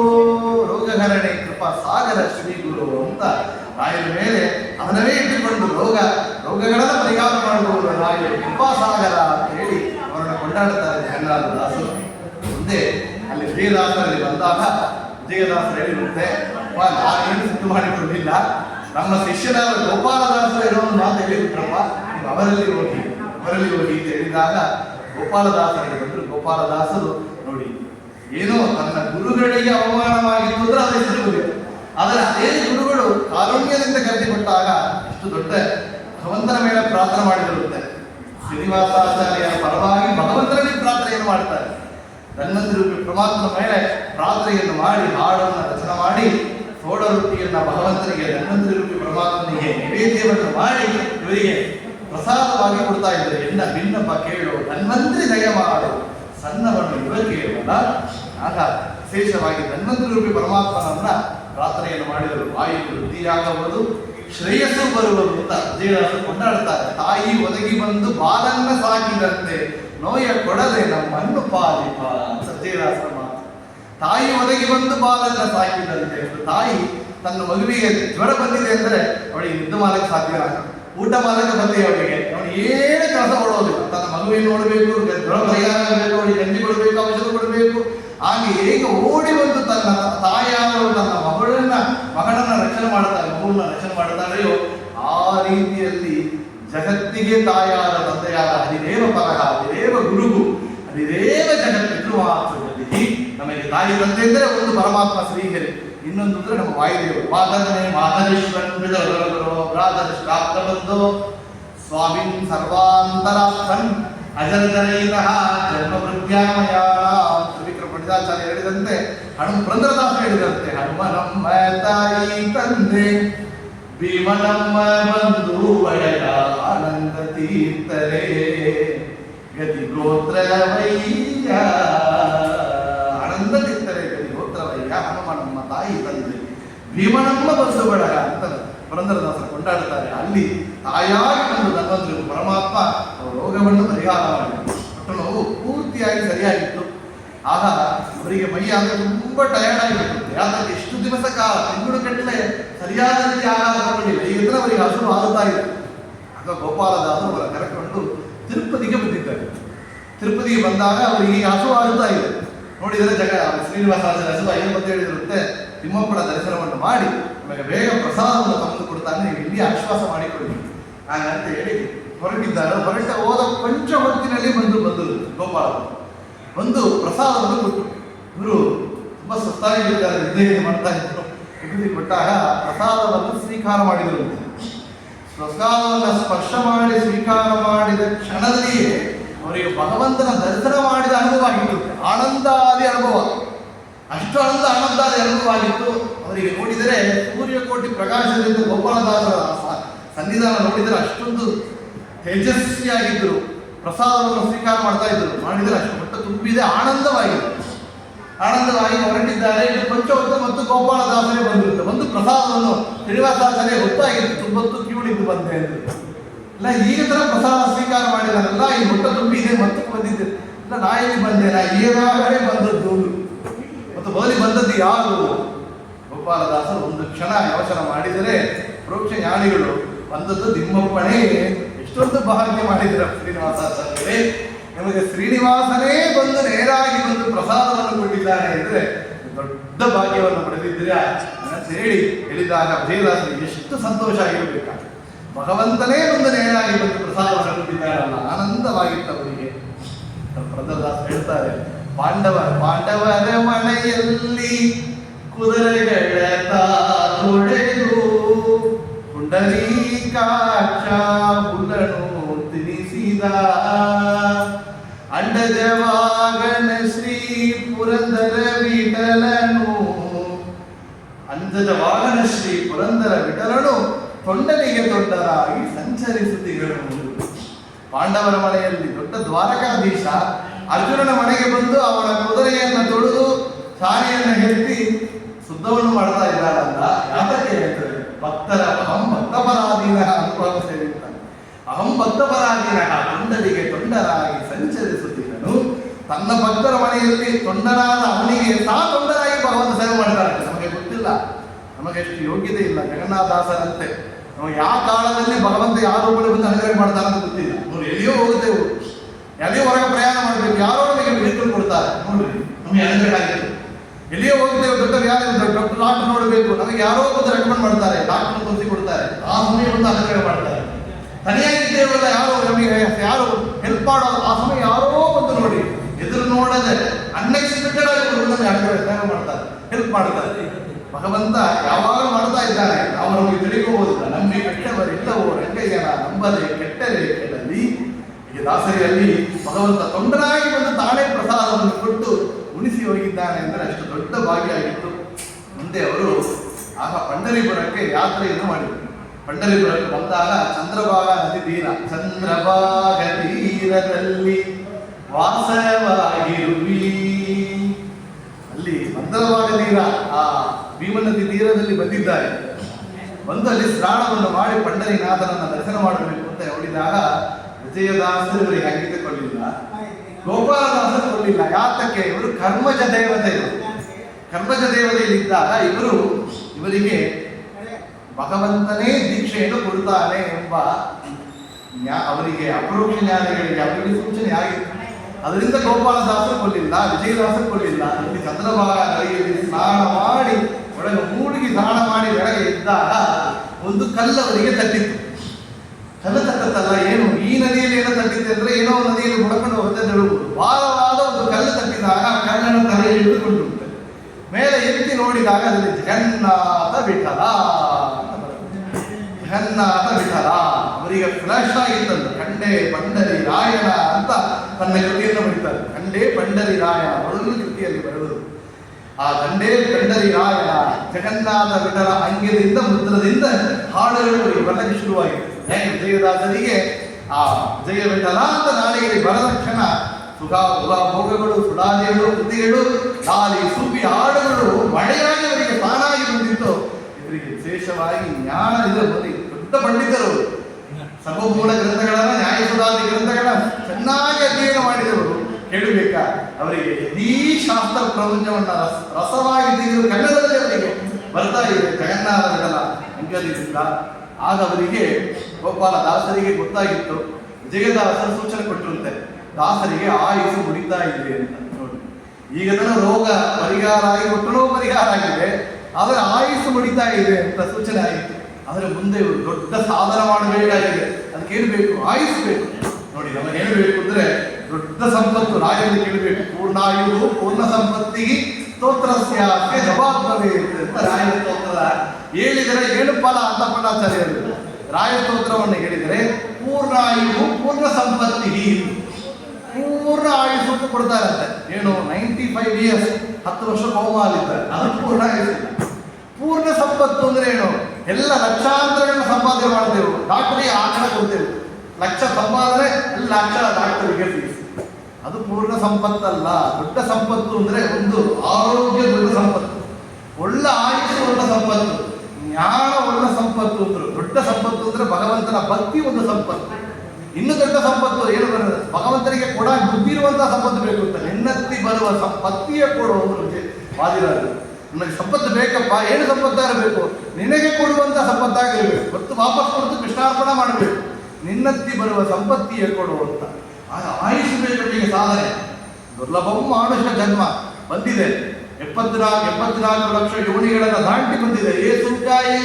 ಕಳೆದು 84 ಲಕ್ಷ ಜೀವ ರಾಶಿಯಿಂದ ದಾಟಿ ಬಂದ ಈ ಶರೀರ ತಾನಲ್ಲ ತನ್ನಲ್ಲ. ಇಷ್ಟು 74 ಲಕ್ಷ ಯೋನಿಗಳಲ್ಲಿ ಕೋಟಿ ಕೋಟಿ ಜನ್ಮ ತೆಗೆದ ಮೇಲೆ ಒಂದು ಜನ್ಮ ಮನುಷ್ಯ ಜನ್ಮ ಬಂದಿದೆ. ವಿಷ್ಣು ತೀರ್ಥ ಹೇಳಿದಂತೆ ಭಾಗವತ ಸಾರೋದ್ಧಾರದಲ್ಲಿ 3 ಬಂದರೆ ಗಿಫ್ಟೆಡ್ ಪರ್ಸನ್, 1 ಬಂದರೆ ಗಿಫ್ಟೆಡ್, 3 ಸೇರಿದರೆ ತುಂಬ ಗಿಫ್ಟೆಡ್ ಪರ್ಸನ್. ಏನು? ದೇಹ ಪ್ರಶಂಸಾ ಪ್ರಕರಣ, ದೇಶ ಪ್ರಶಂಸಾ ಪ್ರಕರಣ, ಇನ್ನೊಂದು ಕಾಲ ಪ್ರಶಂಸಾ ಪ್ರಕರಣ ಅಂತ 3 ಪ್ರಕರಣ ಮಾಡಿದ್ರು. ಅದನ್ನ ಹೇಳಿದ್ರು, ದೇಹದಲ್ಲಿ ಮನುಷ್ಯ ದೇಹ ದುರ್ಲಭಂ ಮಾನುಷ ಜನ್ಮ ಅಂತ. ಮನುಷ್ಯ ದೇಹ ಬಂದರೆ ತುಂಬ ಶ್ರೇಷ್ಠ, ಪುಣ್ಯ ಮಾಡಿದ್ದೇವೆ ನಾವು. ನರಜನ್ಮ ಬಂದಾಗ ನಾಲಿಗೆ ಇರುವಾಗ ಕೃಷ್ಣ ಎನ್ನಬಾರದೆ ಅಂತ ವ್ಯಾಸರಾಜರ ಮಾತು.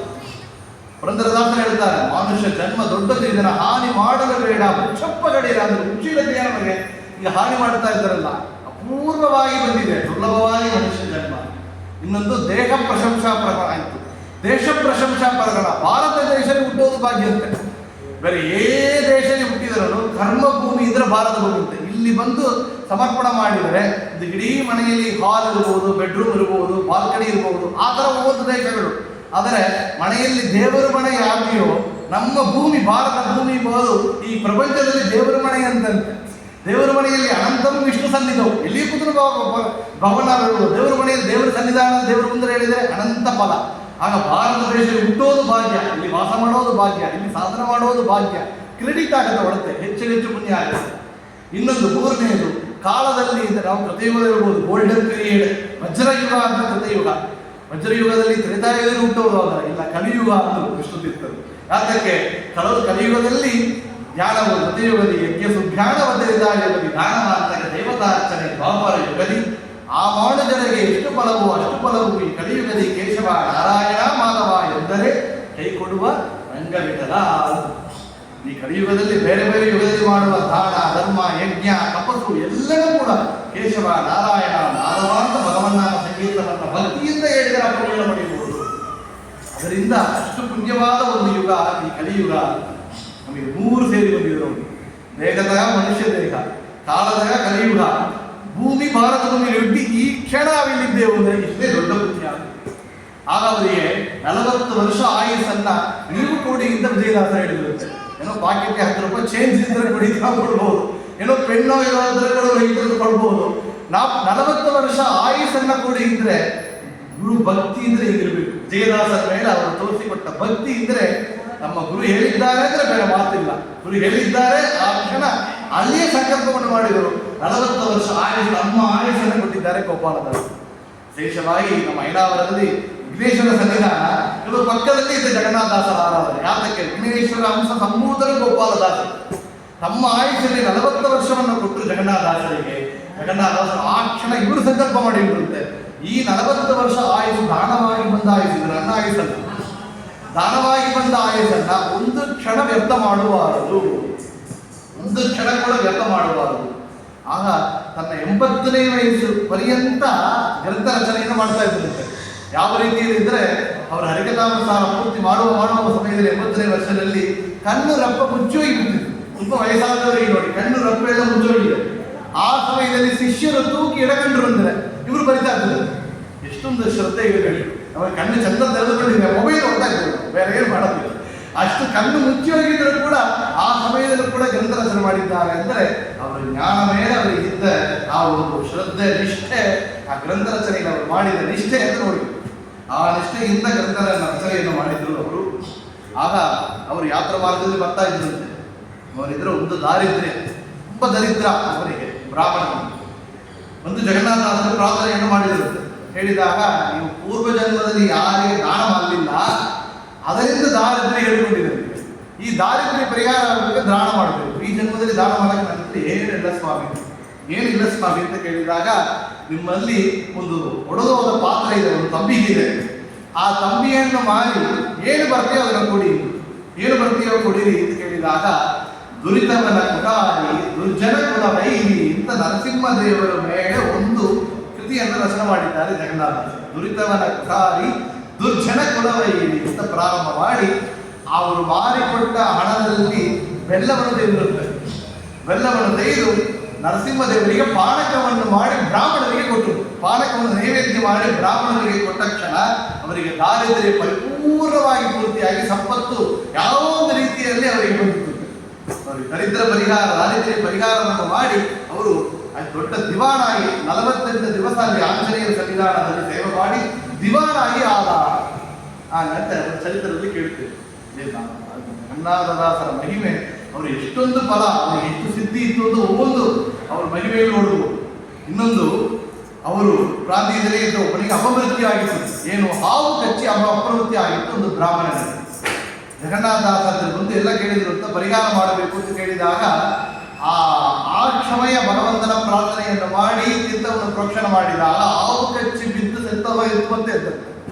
ಮತ್ತು ಆ ಹಾವು ಇವರಲ್ಲಿ ಪ್ರಾರ್ಥನೆ ಮಾಡಿರುತ್ತೆ ಏನು ಅಂದರೆ ನನಗೆ ಸದ್ಗತಿ ಆಗಲಿಕ್ಕೆ ಉದ್ಧಾರ ಮಾಡಲಿಕ್ಕೆ ದಾರಿ ತೋರಿಸಿ ಅಂತ. ನೋಡಿ, ಹಾವು ಜೊತೆ ಮಾತಾಡಿಸಿದವರು ಅಂದರೆ ನಮ್ಮ ಗುರು ಪರಂಪರೆಯವರೇ. ಒಬ್ಬರು ಯಾರು ಅಂದರೆ ನಮ್ಮ ಆಚಾರ್ಯರು. ಹಾವಿನಿಂದ ರಕ್ಷಣೆ ಮಾಡಿ ಉದ್ಧಾರ ಮಾಡಿದವರು ಅಂದರೆ ಆಚಾರ್ಯರು. ಯಾರು? ವೃಷಭ ರೂಪದಲ್ಲಿ ಬಂದ ಇಂದ್ರ ಹಾವು ಕಚ್ಚಿ ಸಾಯಲಿ ಸರ್ಪದಷ್ಟೋ ಮ್ರಿಯೇತೆ ಅಂತ ಬ್ರಾಹ್ಮಣರೆಲ್ಲ ಶಾಪ ಇಟ್ಟಾಗ ಹಾವು ಕಚ್ಚಿದಾಗ ಮತ್ತು 12 ಸ್ತೋತ್ರ ಪಾಠಂ ಹೇಳಿ ಪ್ರೋಕ್ಷಣ ಮಾಡಿದಾಗ ಎತ್ತಿತ್ತು ಮಾತ್ರ ಇಲ್ಲ, ಮುಂದೆ ಅವರನ್ನ ಚೆನ್ನಾಗಿ ಎತ್ತಿದರು. ಎಲ್ಲಿ? ಜಗತೀರ್ಥರಾಗಿ ಎತ್ತಿ ದೊಡ್ಡ ಜನ್ಮವನ್ನು ಕೊಟ್ಟು ಆಚಾರ್ಯರ ಗ್ರಂಥವನ್ನ ಟೀಕಾ ಗ್ರಂಥ ರಚನೆ ಮಾಡುವಂತ ಮಾಡಿದರೆ ಆಚಾರ್ಯರು. ಕೇಳುತ್ತೇವೆ. ಇನ್ನೊಬ್ಬರು ಯಾರು ಅಂತ ಕೇಳಿದರೆ ನಮ್ಮ ಶ್ರೀಪಾದರಾಜರು. ವ್ಯಾಸರಾಜರನ್ನ ಚೆನ್ನಾಗಿ ಹಾವು ರೂಪದಲ್ಲಿ ಬಂದು ಪದ್ಮನಾಭ ತೀರ್ಥರು ಸುತ್ತಿಕೊಂಡಾಗ ಹಾವು ಭಾಷೆಯಲ್ಲಿ ಮಾತಾಡಿಸಿ ಆ ವ್ಯಾಸರಾಜರಿಗೆ ಶ್ರೀಪಾದರಾಜರ ಅನುಗ್ರಹವನ್ನು, ಪದ್ಮನಾಭ ತೀರ್ಥರ ಅನುಗ್ರಹವನ್ನು ಮಾಡಿಕೊಟ್ಟವರು ಶ್ರೀಪಾದರಾಜರು ಅಂತ ಕೇಳಿದರು. ಇಲ್ಲಿ ಹಾವು ಭಾಷೆಯಲ್ಲಿ ಮಾತಾಡಿರುತ್ತೆ ಜಗನ್ನಾಥದಾಸರು. ಮಾತಾಡಿ ಏನು ಮಾಡಿದ್ರು ಅಂದರೆ ತಮ್ಮ ಜೊತೆಯಾಗಿ ತೀರ್ಥಯಾತ್ರೆಗೆ ಹಾವುಗಳ ಕರ್ಕೊಂಡು ಹೋಗುತ್ತೆ. ನೋಡಿ, ತಾವು ಹೋಗುವಂತ ಎಲ್ಲ ಜಾಗದಲ್ಲಿ ಕೂಡ ತೀರ್ಥಯಾತ್ರೆಯ ಪುಣ್ಯನ ಪಡೆಯಲಿ ಸೇರಿ ಜಗನ್ನಾಥದಾಸರ ಅನುಗ್ರಹ ಮಾಡಿದರು ಅಂತ ಅಪರೋಕ್ಷ ಜ್ಞಾನಿಗಳಿಗೆ ಏನವರು ಅವರ ವಿಷಯ ನಮಗೆ ರಹಸ್ಯ ನಮಗೆ ಗೊತ್ತಿರೋದಿಲ್ಲ. ಆ ಜೀವ ಯಾವರು, ಅವನು ಏನು ಮಾಡಿದ್ದಾನೆ, ಮುಂದೆ ಅವನ ಜನ್ಮ ಏನು, ಅವನಿಗೆ ಏನು ಸಾಧನೆ ಇದೆ ಎಲ್ಲ ತಿಳಿದವರು ಅಪರೋಕ್ಷ ಜ್ಞಾನಿಗಳಾದ ಜಗನ್ನಾಥದಾಸರು ಅಂತ ಕೇಳುತ್ತೇವೆ. ಅದೇ ರೀತಿಯಲ್ಲಿ ಸೋದೆ ಪ್ರಾಂತಿಗೆ ಬಂದಿದ್ರು. ಅಲ್ಲಿ ಒಂದು ಸ್ತ್ರೀಗೆ ಭೂತ ಏನೋ ಪಿಶಾಚಿ ಇರಲಿದೆ ನೋಡಿ, ಎಲ್ಲ ದೂರ ಇಟ್ಟಿದ್ರು. ಆಗ ಜಗನ್ನಾಥದಾಸರು ಬಂದಾಗ ಪ್ರಾರ್ಥನೆ ಮಾಡಿದ್ರಂತೆ, ಏನೋ ಪರಿಹಾರ ಮಾಡಬೇಕು, ತುಂಬ ಕಷ್ಟಪಡ್ತಾ ಇದ್ದಾಳೆ ಆ ಸ್ತ್ರೀ ಅಂತ ಕೇಳಿದಾಗ ಒಳಗಿರುವಂತಹ ಆ ಜೀವನ ಜೊತೆ ಮಾತಾಡಿಸಿರುತ್ತೆ ನೋಡಿ. ಅದಕ್ಕೆ ಗತಿಯನ್ನು ಸದ್ಗತಿ ಕೊಡಬೇಕು ಅಂತ ಕೇಳಿದಾಗ ಆ ಭೂತ ಏನು ಹೇಳಿತ್ತಂತೆ, 4 ಹೊತ್ತು ತೋರಿಸಿತ್ತಂತೆ, ಅದು ಇಲ್ಲ ಅದು. 3 ಹೊತ್ತು ತೋರಿಸಿತ್ತಂತೆ, ಇಲ್ಲ ಅದು. 2 ಹೊತ್ತು ತೋರಿಸಿತ್ತಂತೆ, ಇಲ್ಲ. 1 ತೋರಿಸಿತ್ತು, ಒಂದು ತೋರಿಸಿತ್ತು, ಇಲ್ಲ. ಜಗನ್ನಾಥ ಹೆಸರು ಅರ್ಧ ಅಂತ ತೋರಿಸಿದ್ರು, ಅರ್ಧ ಅಂತ ತೋರಿಸಿದ್ರು ಸರಿಯಿಂದ ಹೇಳ್ತಿರುತ್ತೆ. ಆ ಕ್ಷಣ ತನ್ನ ದೇಹವನ್ನು ಬಿಟ್ಟು ಆ ಸ್ತ್ರೀಯನ್ನು ಒಂದು ಸ್ತ್ರೀಯನ್ನು ಹಿಡಿದುಕೊಂಡಿತ್ತು, ಅವಳು ದೇಹವನ್ನು ಬಿಟ್ಟು ಹೊರಟಿತ್ತು ಆ ಪ್ರಸಾದ. ಏನು ಅದಕ್ಕೆ ಸದ್ಗತಿ ಆಗಿತ್ತು. ಏನು ಮಾಡಿದರು ಜಗನ್ನಾಥದಾಸರು ಅಂತ ಕೇಳಿದರೆ, ತಾವು ದಿನಾಳು ಊಟ ಮಾಡುವಂತಹ ಸಮಯದಲ್ಲಿ, ತಾವು ಸ್ವೀಕಾರ ಮಾಡುವಂತಹ ಪಂಚಪ್ರಾಣಾಗುದಿಯ ಪುಣ್ಯದಲ್ಲಿ ಒಂದು ದಿನದ ಅರ್ಧ ಪುಣ್ಯ, ಒಂದು ಪ್ರಾಣಾಯಾಮದ ಅರ್ಧ ಪುಣ್ಯವನ್ನು ಕೊಟ್ಟಿರುತ್ತೆ ನೋಡಿ. ಎಷ್ಟೊಂದು ಮಹಿಮೆ. ತಾವು ವಿಶೇಷವಾಗಿ ಪಂಚಮಹಾ ಯಜ್ಞ ಸಂಧಿ, ನೈವೇದ್ಯ ಪ್ರಕರಣದಲ್ಲಿ, ಭೋಜನದ ವಿಭಾಗ ಸಂಧಿ, ಎಲ್ಲ ವಿಷಯಗಳನ್ನ ಹೇಳ್ತಾರೆ. ಯಾವ ಒಂದು ರೀತಿಯಲ್ಲಿ ಒಂದು ಬ್ರಾಹ್ಮಣರಿಗೆ ಭೋಜನ ಮಾಡಿಸಬೇಕು, ನಾವು ಯಾವ ರೀತಿಯಲ್ಲಿ ಊಟ ಮಾಡಬೇಕು. ಯಾರೋ ಒಂದು ಬ್ರಾಹ್ಮಣ ನಮಗೆ ಒಂದು ಬಾರಿ ಸಿಕ್ಕಿದರೆ, ಅವರಿಗೆ ಭೋಜನ ಮಾಡಿಸಿದರೆ ನಾವು ಹೇಗೆ ಅನುಸಂಧಾನ ಮಾಡಬೇಕು ಅಂದ್ರೆ, ಆ ಬ್ರಾಹ್ಮಣನ ಮೈಯಲ್ಲಿ ಈ ಕಡೆ ಬಲದ ಕಡೆ 36,000 ರೂಪದಿಂದ ಭಗವಂತ ಪುರುಷ ರೂಪದಿಂದ ಇದ್ದಾನೆ, ಅವನೇ ಎಡಗಡೆಯಲ್ಲಿ 36,000 ರೂಪದಿಂದ ಸ್ತ್ರೀ ರೂಪದಲ್ಲಿ ಇದ್ದಾನೆ, ಭಗವಂತನ ಸ್ತ್ರೀ ರೂಪ. ಆಗ ಒಂದೇ ದೇಹದಲ್ಲಿ 36,000 ದಂಪತಿಗಳಾಗಿದ್ದು ಭಗವಂತ ಈ ಭೋಜನವನ್ನು ಸ್ವೀಕಾರ ಮಾಡಿದ್ದಾನೆ ಅಂತ ಅನುಸಂಧಾನ ಮಾಡಿದರೆ, ಒಬ್ಬ ತಾನು ಹುಟ್ಟಿದ ದಿವಸದಿಂದ 100 ವರ್ಷ ಆಯುಷ ಪರ್ಯಂತ ನಿತ್ಯ ಒಂದು ದಂಪತಿಗೆ ಭೋಜನ ಮಾಡಿಸಿದ ಪುಣ್ಯ. ಹೇಗೆ 36,000 100 ವರ್ಷ, 1 ವರ್ಷಕ್ಕೆ 360 ದಿವಸ ಇಂಟು 100 36,000 ಡೇಸ್, 36,000 ಅಂದ್ರೆ ನೋಡಿ, ಹುಟ್ಟಿದ ದಿನದಿಂದ ಸಾಯುವ ದಿನವರೆಗೆ 100 ವರ್ಷ ಆಯುಷ್ಯ ಅಂತ ಗೊತ್ತಿಲ್ಲ, ಆದರೆ ಆ ಪುಣ್ಯವನ್ನು ಪಡೆಯಬಹುದು. ಜಗನ್ನಾಥದಾಸರ ಕೃತಿಗಳನ್ನ ಓದಿದ್ರೆ ನಮಗೆ ಈ ಅನುಸಂಧಾನ ಬರ್ತಾ ಇದೆ ಅಂತ. ಒಂದು ಬಾರಿ ಇವರು ಪಂಡರೀಪುರಕ್ಕೆ ಬಂದಿದ್ದಾರೆ. ಪಂಡರೀಪುರಕ್ಕೆ ಬಂದಾಗ ಇವರನ್ನ ಒಂದು ದಂಪತಿಗಳು ಮನೆಗೆ ಬಂದಿದ್ದರು. ದಂಪತಿಗಳು ಮನೆಗೆ ಬಂದು ತಾಂಬೂಲ ಪುಷ್ಪ ಇವರಿಗೆ ಶಾಲನ್ನು ಹಾಕಿ ಗೌರವವನ್ನು ಕೊಟ್ಟು ಮರ್ಯಾದೆಯನ್ನು ಮಾಡಿ ನಮ್ಮ ಮನೆಗೆ ಬಂದು ಊಟ ಮಾಡಬೇಕು ಅಂತ ಕರೆದರು. ಬ್ರಾಹ್ಮಣ ಭೋಜನ ಮಾಡಿಸಬೇಕು, ನೀವು ದೊಡ್ಡ ಜ್ಞಾನಿಗಳು ಬಂದಿದ್ದೀರಾ, ನಮ್ಮ ಮನೆಗೆ ಬಂದು ಊಟವನ್ನು ಭೋಜನ ಸ್ವೀಕಾರ ಮಾಡಬೇಕು ಅಂತ ಕರೆದೋಗಿ ಇವರು ತುಂಬ ಸಂತೋಷ, ನೀವು ಬಂದು ಕರೆದಿದ್ದೀರಿ ಅಂತ ಹೇಳಿ ಅವರು ಮನೆಗೆ ಹೋಗಿದ್ದಾರೆ. ಭೋಜನವನ್ನು ಸ್ವೀಕಾರ ಮಾಡಿದ್ದಾರೆ ಮತ್ತು ಬಂದಿದ್ದಾರೆ. ತುಂಬ ಚೆನ್ನಾಗಿದ್ದಂಥ ಊಟದ ಸಂಭ್ರಮದಿಂದ ಊಟ. ಯಾವ ರೀತಿಯಲ್ಲಿ ತಿರುಪತಿಯಲ್ಲಿ ಭಗವಂತನ ಪ್ರಸಾದವನ್ನು ಸ್ವೀಕಾರ ಮಾಡಿದಾಗ ಅವರಿಗೆ ಒಂದು ಆನಂದ ಆಗಿತ್ತು, ಆ ಆನಂದದ ಅನುಭವ ಹೀಗಾಗಿತ್ತು. ಆ ಆನಂದದ ಅನುಭವ ಹೀಗಾಗಿತ್ತು. ಹಾಗಿದ್ದಾಗ ನೀನು ಇಷ್ಟೊಂದು ಒಂದು ಆನಂದದ ಅನುಭವ ಆಗ್ತಾ ಇದೆ, ಎಷ್ಟು ಚಿತ್ರವಾಗಿ ನಮಗೆ ಅನುಭವ ಆಗ್ತಾ ಇದ್ದಲ್ಲ, ಏನು ಅಂತ ಅವರಿಗೆ ಗೊತ್ತಿಲ್ಲ. ಮತ್ತು ಬಂದಿದ್ದರು, ಮತ್ತು ಆ ಊರನ್ನ ಬಂದು ಯಾತ್ರೆ ಮುಗಿಸಿಕೊಂಡು ಹೊರಡಬೇಕು ಅಂತ ಹೇಳಿದಾಗ ನಮ್ಮನ್ನ ಕರೆಸಿ ಭೋಜನ ಮಾಡಿಸಿದಾರಲ್ಲ, ಆ ದಂಪತಿ ಮನೆಗೆ ಹೋಗಿ ಹೇಳಿ ಹೋಗಬೇಕು, ಹೋಗಿ ಮತ್ತು ವಾಪಸ್ ಹೋಗೋಣ ಅಂತ ಹೇಳಿ ಹುಡುಕಿಕೊಂಡು ಬಂದರೆ, ಆ ಪಂಡರೀಪುರ ಪ್ರಾಂತ್ಯದಲ್ಲಿ ಎಲ್ಲಿನೇ ಆ ರೀತಿಯಲ್ಲಿ ಒಂದು ದಂಪತಿಗಳು ಇಲ್ಲವೇ ಇಲ್ಲ. ಆ ಊರಿನಲ್ಲೇ ವಾಸ ಮಾಡಬಹುದು ಕೇಳಿದಾಗ ಕೂಡ ಇಲ್ಲವೇ ಇಲ್ಲ. ನೇರಾಗಿ ಮಂತ್ರಿನಾಥನ ಬಂದರೆ ಆ ದಂಪತಿ ರೂಪದಲ್ಲಿ ಪಾಂಡುರಂಗ ರುಕ್ಮಿಣಿ ದೇವರು ದರ್ಶನ ಕೊಟ್ಟು ಎಷ್ಟೊಂದು ಭಾಗ್ಯಗಳು ಬಂದಿದ್ದೇವಪ್ಪ. ಪಾಂಡುರಂಗ ರುಕ್ಮಾಯಿ ದಂಪತಿಗಳಾಗಿ ಬಂದು ನಮ್ಮನ್ನ ಕರೆದು ನಮಗೆ ಭೋಜನವನ್ನು ಮಾಡ್ತಿದ್ದಾರಲ್ಲ ಅಂದ್ರೆ, ತಿಮ್ಮಪ್ಪ ನೇರಾಗಿ ಬಂದು ಪ್ರಸಾದವನ್ನು ಕೊಟ್ಟ. ಪಂಡರಿನಾಥ ಕರೆದುಕೊಂಡೋಗಿ ತಾನೇ ಅಡಿಯನ್ನು ಮಾಡಿದ ತನ್ನ ಹೆಂಡತಿಯಾದ ರುಕ್ಮಿಣಿಗೆಯಿಂದ ಬಡಿಸಿದ್ದಾರೆ ಅಂದ್ರೆ ಎಷ್ಟು ದೊಡ್ಡ ಭಾಗ್ಯವನ್ನು ಪಡೆದವರು ಜಗನ್ನಾಥ ದಾಸರು ಅಂತ ಅದರ ಚರಿತ್ರೆಯಲ್ಲಿ ಮುಖ್ಯವನ್ನು ಕೇಳುತ್ತೇವೆ. ದಾಸರ ಶಿಷ್ಯರು ಅಂದರೆ ಎಷ್ಟೋ ಶಿಷ್ಯರು, ಲಿಂಗಸೂರ ಪ್ರಾಣೇಶ ದಾಸರು, ಖರ್ಜೂಗಿ ಶ್ರೀತ ವಿಠಲ ದಾಸರು, ಶ್ರೀಶ ವಿಠಲ ದಾಸರು, ಜನಾರ್ದನ ವಿಠಲ ದಾಸರು, ಮನೋಹರ ವಿಠಲ ದಾಸರು, ಭೀಮೇಶ ವಿಠಲ ದಾಸರು, ಗೋಮತಿ ವಿಠಲ ದಾಸರು ಶಿಷ್ಯ ಪರಂಪರೆ ಇಷ್ಟು ಬಂದರೆ ಅಂಗೀತವನ್ನು ಕೊಟ್ಟು ವಿಶೇಷವಾಗಿ ಅನುಗ್ರಹವನ್ನು ಮಾಡಿದವರು ದಾಸರು ಅಂತ ಕೇಳುತ್ತೇವೆ. ದಾಸರು ಗ್ರಂಥಗಳ ರಚನೆ ಅಂತ ಕೇಳಿದರೆ ನಾವು ಕೇಳಿದ್ದೇವೆ, ಹರಿಕಥಾಮೃತ ಸಾರ ದೊಡ್ಡ ಗ್ರಂಥ. ಅದರ ದಾಸರ ಮುಖ್ಯವಾದ ಒಂದು ನಮಗೆ ಸಿಕ್ಕುವುದು ಅಂದರೆ ಮಧ್ವನಾಮದಲ್ಲಿ ಮಧ್ವನಾಮಕ್ಕೆ ದಾಸರು ಮಾಡಿದ ಫಲಶ್ರುತಿ. ಏನು ವಿಶೇಷ ಅಂದರೆ, ಕನ್ನಡ ವಾಯುಸ್ತುತಿ ಎಂಬ ಮಧ್ವನಾಮಾವಿಗೆ ಶ್ರೀಪಾದರಾಜ ರಚನೆ ಮಾಡಿದರೆ ಮೂಲ ರೂಪ ವಾಯುದೇವರು ಮತ್ತು ಹನುಮ ಭೀಮ ಮತ್ತು ಅವತಾರವನ್ನು ರಚನೆ ಮಾಡಿದಾಗ ಫಲಶ್ರುತಿಯನ್ನು ಬಿಟ್ಟೋಗಿದ್ದಾರೆ. ನಾರ್ಮಲ್ ಆಗಿ ನೋಡಿದರೆ ಎಲ್ಲ ಗ್ರಂಥಗಳಿಗೂ ಫಲಶ್ರುತಿ ಆ ಗ್ರಂಥ ರಚನಾಕಾರನೇ ಮಾಡುವುದು. ಆದರೆ ಇಲ್ಲಿ ಫಲಶ್ರುತಿಯನ್ನು ಮಾಡದೆ ಶ್ರೀಪಾದರಾಜರು ಬಿಟ್ಟು ಹೋಗಿದ್ದಾರೆ. ಅವರಿಗೆ ಆಮೇಲೆ 2 ವರ್ಷಕ್ಕೆ ಆಮೇಲೆ ಬಂದ 300 ವರ್ಷಕ್ಕೆ ಆಮೇಲೆ ಬಂದ ಜಗನ್ನಾಥ ದಾಸರು ಅದಕ್ಕೆ ಫಲಶ್ರುತಿಯನ್ನು ಬರೆದಿದ್ದಾರೆ. ಅಂದರೆ ಎಷ್ಟು ದೊಡ್ಡ ಭಾಗ್ಯ ಅಲ್ಲಿ ಜಗನ್ನಾಥ ದಾಸರಿಗೆ ಅನುಗ್ರಹ ಮಾಡಿದ್ದಾರೆ. ಯಾತಕ್ಕೆ ಅಂದರೆ ಕನ್ನಡ ನ್ಯಾಯ ವಾಯುಸ್ತುತಿಯ ಫಲಶ್ರುತಿ ಇವರು ಬರುವುದು, ಕನ್ನಡ ನ್ಯಾಯ ಸದಾ ಬರೆಯುವಂಥ ಭಾಗ್ಯವರಿಗೆ ಆಗಿತ್ತು. ಹರಿಕಥಾಮೃತ ಭಾಗ್ಯ ಬರುವಂಥ ಭಾಗ್ಯ ಆಗಿತ್ತು. ಎಷ್ಟು ದೊಡ್ಡ ಸೋಮಸೂರ್ಯೋಪರ ದಿಗೋಸಹಸ್ರಗಳ ಭೂಮಿದೇವರಿಗೆ ಸುರ ನದಿಯ ನದಿ ಶ್ರೀ ಮುಕುಂದ ಅರ್ಪಣಾ ವಿರುದ್ಧ ಕೊಟ್ಟ ಫಲವತ್ತು ಈ ಮಧ್ವನಾಮ ಬರೆದು ಓದಿದವರಿಗೆ ಎಂದರು. ಸೋಮ ಸೂರ್ಯೋಪರ ದಿಗೋಸಹಸ್ರಗಳ ಒಂದು ದಾನವನ್ನ ಯಾವ ರೀತಿಯಲ್ಲಿ ಮಾಡಬೇಕು ಹೇಳ್ತಾರೆ. When, where, how, to whom 4 ವಿಷಯ ಹೇಳ್ತಾನೆ. What, when, where, how, to whom 5 ವಿಷಯ. ಇದು ತಿಳಿದ್ರೆ ದಾನದ ಫಲ ಆಗುತ್ತೆ. ಎಲ್ಲಿ ಮಾಡಬೇಕು? ಸುರ ನದಿಯ ದಡದಲ್ಲಿ ಗಂಗಾ ನದಿ ತೀರದಲ್ಲಿ ಮಾಡಿದರೆ ವಿಶೇಷ. ಇಲ್ಲಿ ಒಂದು ಎಲ್ಲಿ ಜಾಗ ಮಾಡುತ್ತಾ ಆ ಜಾಗನ ಕೂಡ ನಮಗೆ ನೋಡಿ ದಾನ ಫಲ ಇದೆ. ಯಾವ ಕಾಲದಲ್ಲಿ ಮಾಡಬೇಕು? ಸೋಮ ಸೂರ್ಯೋಪರಾಗ ಸೂರ್ಯ ಚಂದ್ರಗ್ರಹಣ ಕಾಲದಲ್ಲಿ, ಚಂದ್ರಗ್ರಹಣ ಬರ್ತಾ ಇದೆ ಭಾನುವಾರ, ಸೂರ್ಯ ಚಂದ್ರಗ್ರಹಣ ಕಾಲದಲ್ಲಿ ಮಾಡಿದರೆ ಹೆಚ್ಚು ಫಲ.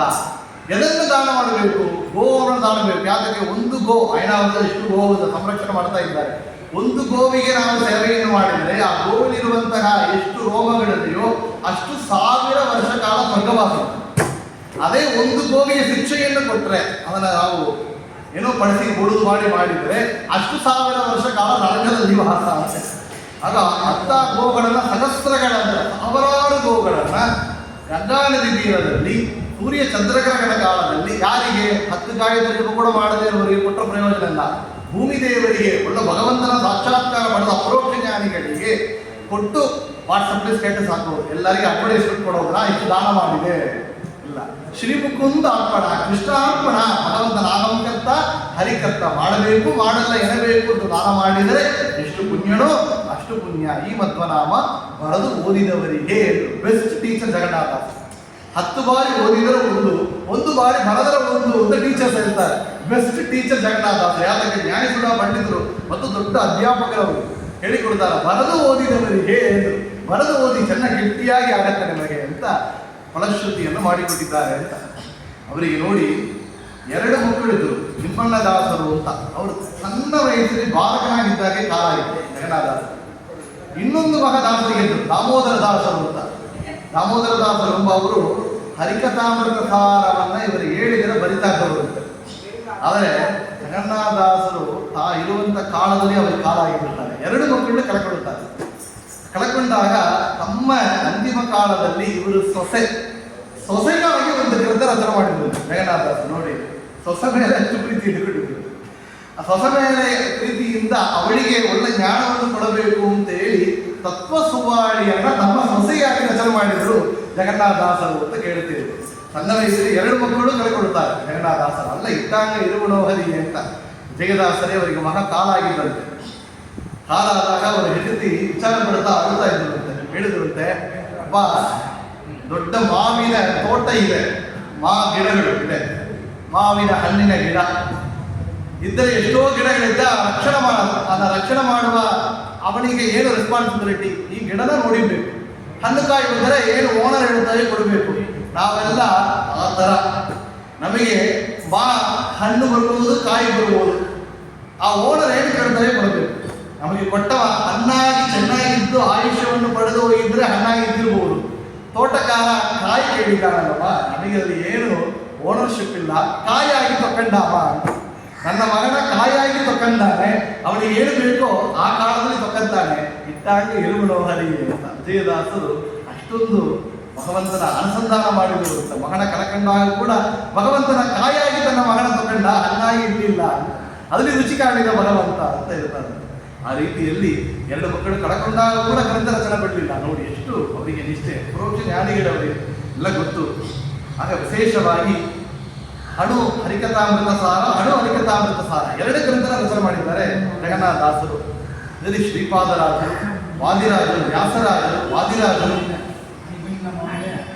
ಪುರಂದರದಾಸರು ಇವರೆಲ್ಲ ಸಪ್ಪಳದಲ್ಲಿ ಸೂಚನೆಯಾಗಿ ಬಂದು ನೀವು ಈ ಇಡೀ ಮಧ್ವಶಾಸ್ತ್ರ ಸಾರವನ್ನು ತೆಗೆದು ಒಂದು ಗ್ರಂಥವನ್ನು ರಚನೆ ಮಾಡಬೇಕು ಅಂತ ಹೇಳಿ ಹರಿಕಥಾಮೃತ ಸಾರವನ್ನು ಮಾಡಬೇಕು ಅಂತ ಹೇಳಿದಾಗ ಮರದಾಗಲಿ ತೀರ ಅಸರತ್ತಿಯಲ್ಲಿ ರಚನೆ ಮಾಡಿದರು. ಹರಿಕಥಾಮೃತ ಸಾರವನ್ನು ರಚನೆ ಮಾಡಿದ್ದಾರೆ. ಹರಿಕಥಾಮೃತ ಸಾರ ಅಂತ ಹೇಳಿದರೆ ಇರೋ ಸಮಯ ತುಂಬ ಕಮ್ಮಿಯಾಗಿದೆ. ಆಚಾರ್ಯರ ಮಧ್ವಮತ ಸಿದ್ಧಾಂತ ಸಾರವನ್ನು ತೆಗೆದಿದ್ದಾರೆ. ಹೇಗೆಂದರೆ ಒಂದು ವ್ಯಾಧಿ ಬಂದಾಗ ಅವರಿಗೆ ತಂದು ಹೊಟ್ಟೆಗೂ ಊಟ ಮಾಡೋಕ್ಕಾಗೋದಿಲ್ಲ, ಏನೋ ಗಂಜಿ ಮಾಡಿಕೊಡ್ತಾರೆ, ಸುಲಭವಾಗಿ ಜೀರ್ಣ ಆಗಬೇಕು. ಇನ್ನು ತುಂಬ ಮುಡಿಯೋರು ನೀರಾಹಾರ ಅಂತ ಜ್ಯೂಸ್ ಮಾಡಿ ಕೊಡ್ತಾರೆ. ಎ ವಿಟಮಿನ್ ಡಿಫಿಷಿಯನ್ಸಿ, ಆ vitamin deficiency, A vitamin apple ತಗೋಬೇಕು, ಸಿ ವಿಟಮಿನ್ ಆಮೇಲೆ ತಗೋಬೇಕು, ಜ್ಯೂಸ್ ಮಾಡಿ ಕೊಡ್ತಾರೆ. ಅದು ಆಗೋದಿಲ್ಲ, ಬೇರೆ ಕೆಲಸ ಮಾಡಬೇಕು ಅಂದರೆ ವಿಟಮಿನ್ ಟ್ಯಾಬ್ಲೆಟ್ ರೀತಿ ಕೊಡ್ತಾರೆ. Vitamin tablet, C vitamin tablet, D vitamin tablet ಅಂತ ತುಂಬ ಮಲ್ಟಿ ವಿಟಮಿನ್ ಡಿಫಿಷಿಯನ್ಸಿ ಇದೆ. ಮಲ್ಟಿ ವಿಟಮಿನ್ ಟ್ಯಾಬ್ಲೆಟ್ ಕೊಟ್ಟಿದೆ, ಒಂದೇ ವಿಟಮಿನ್ ಟ್ಯಾಬ್ಲೆಟ್.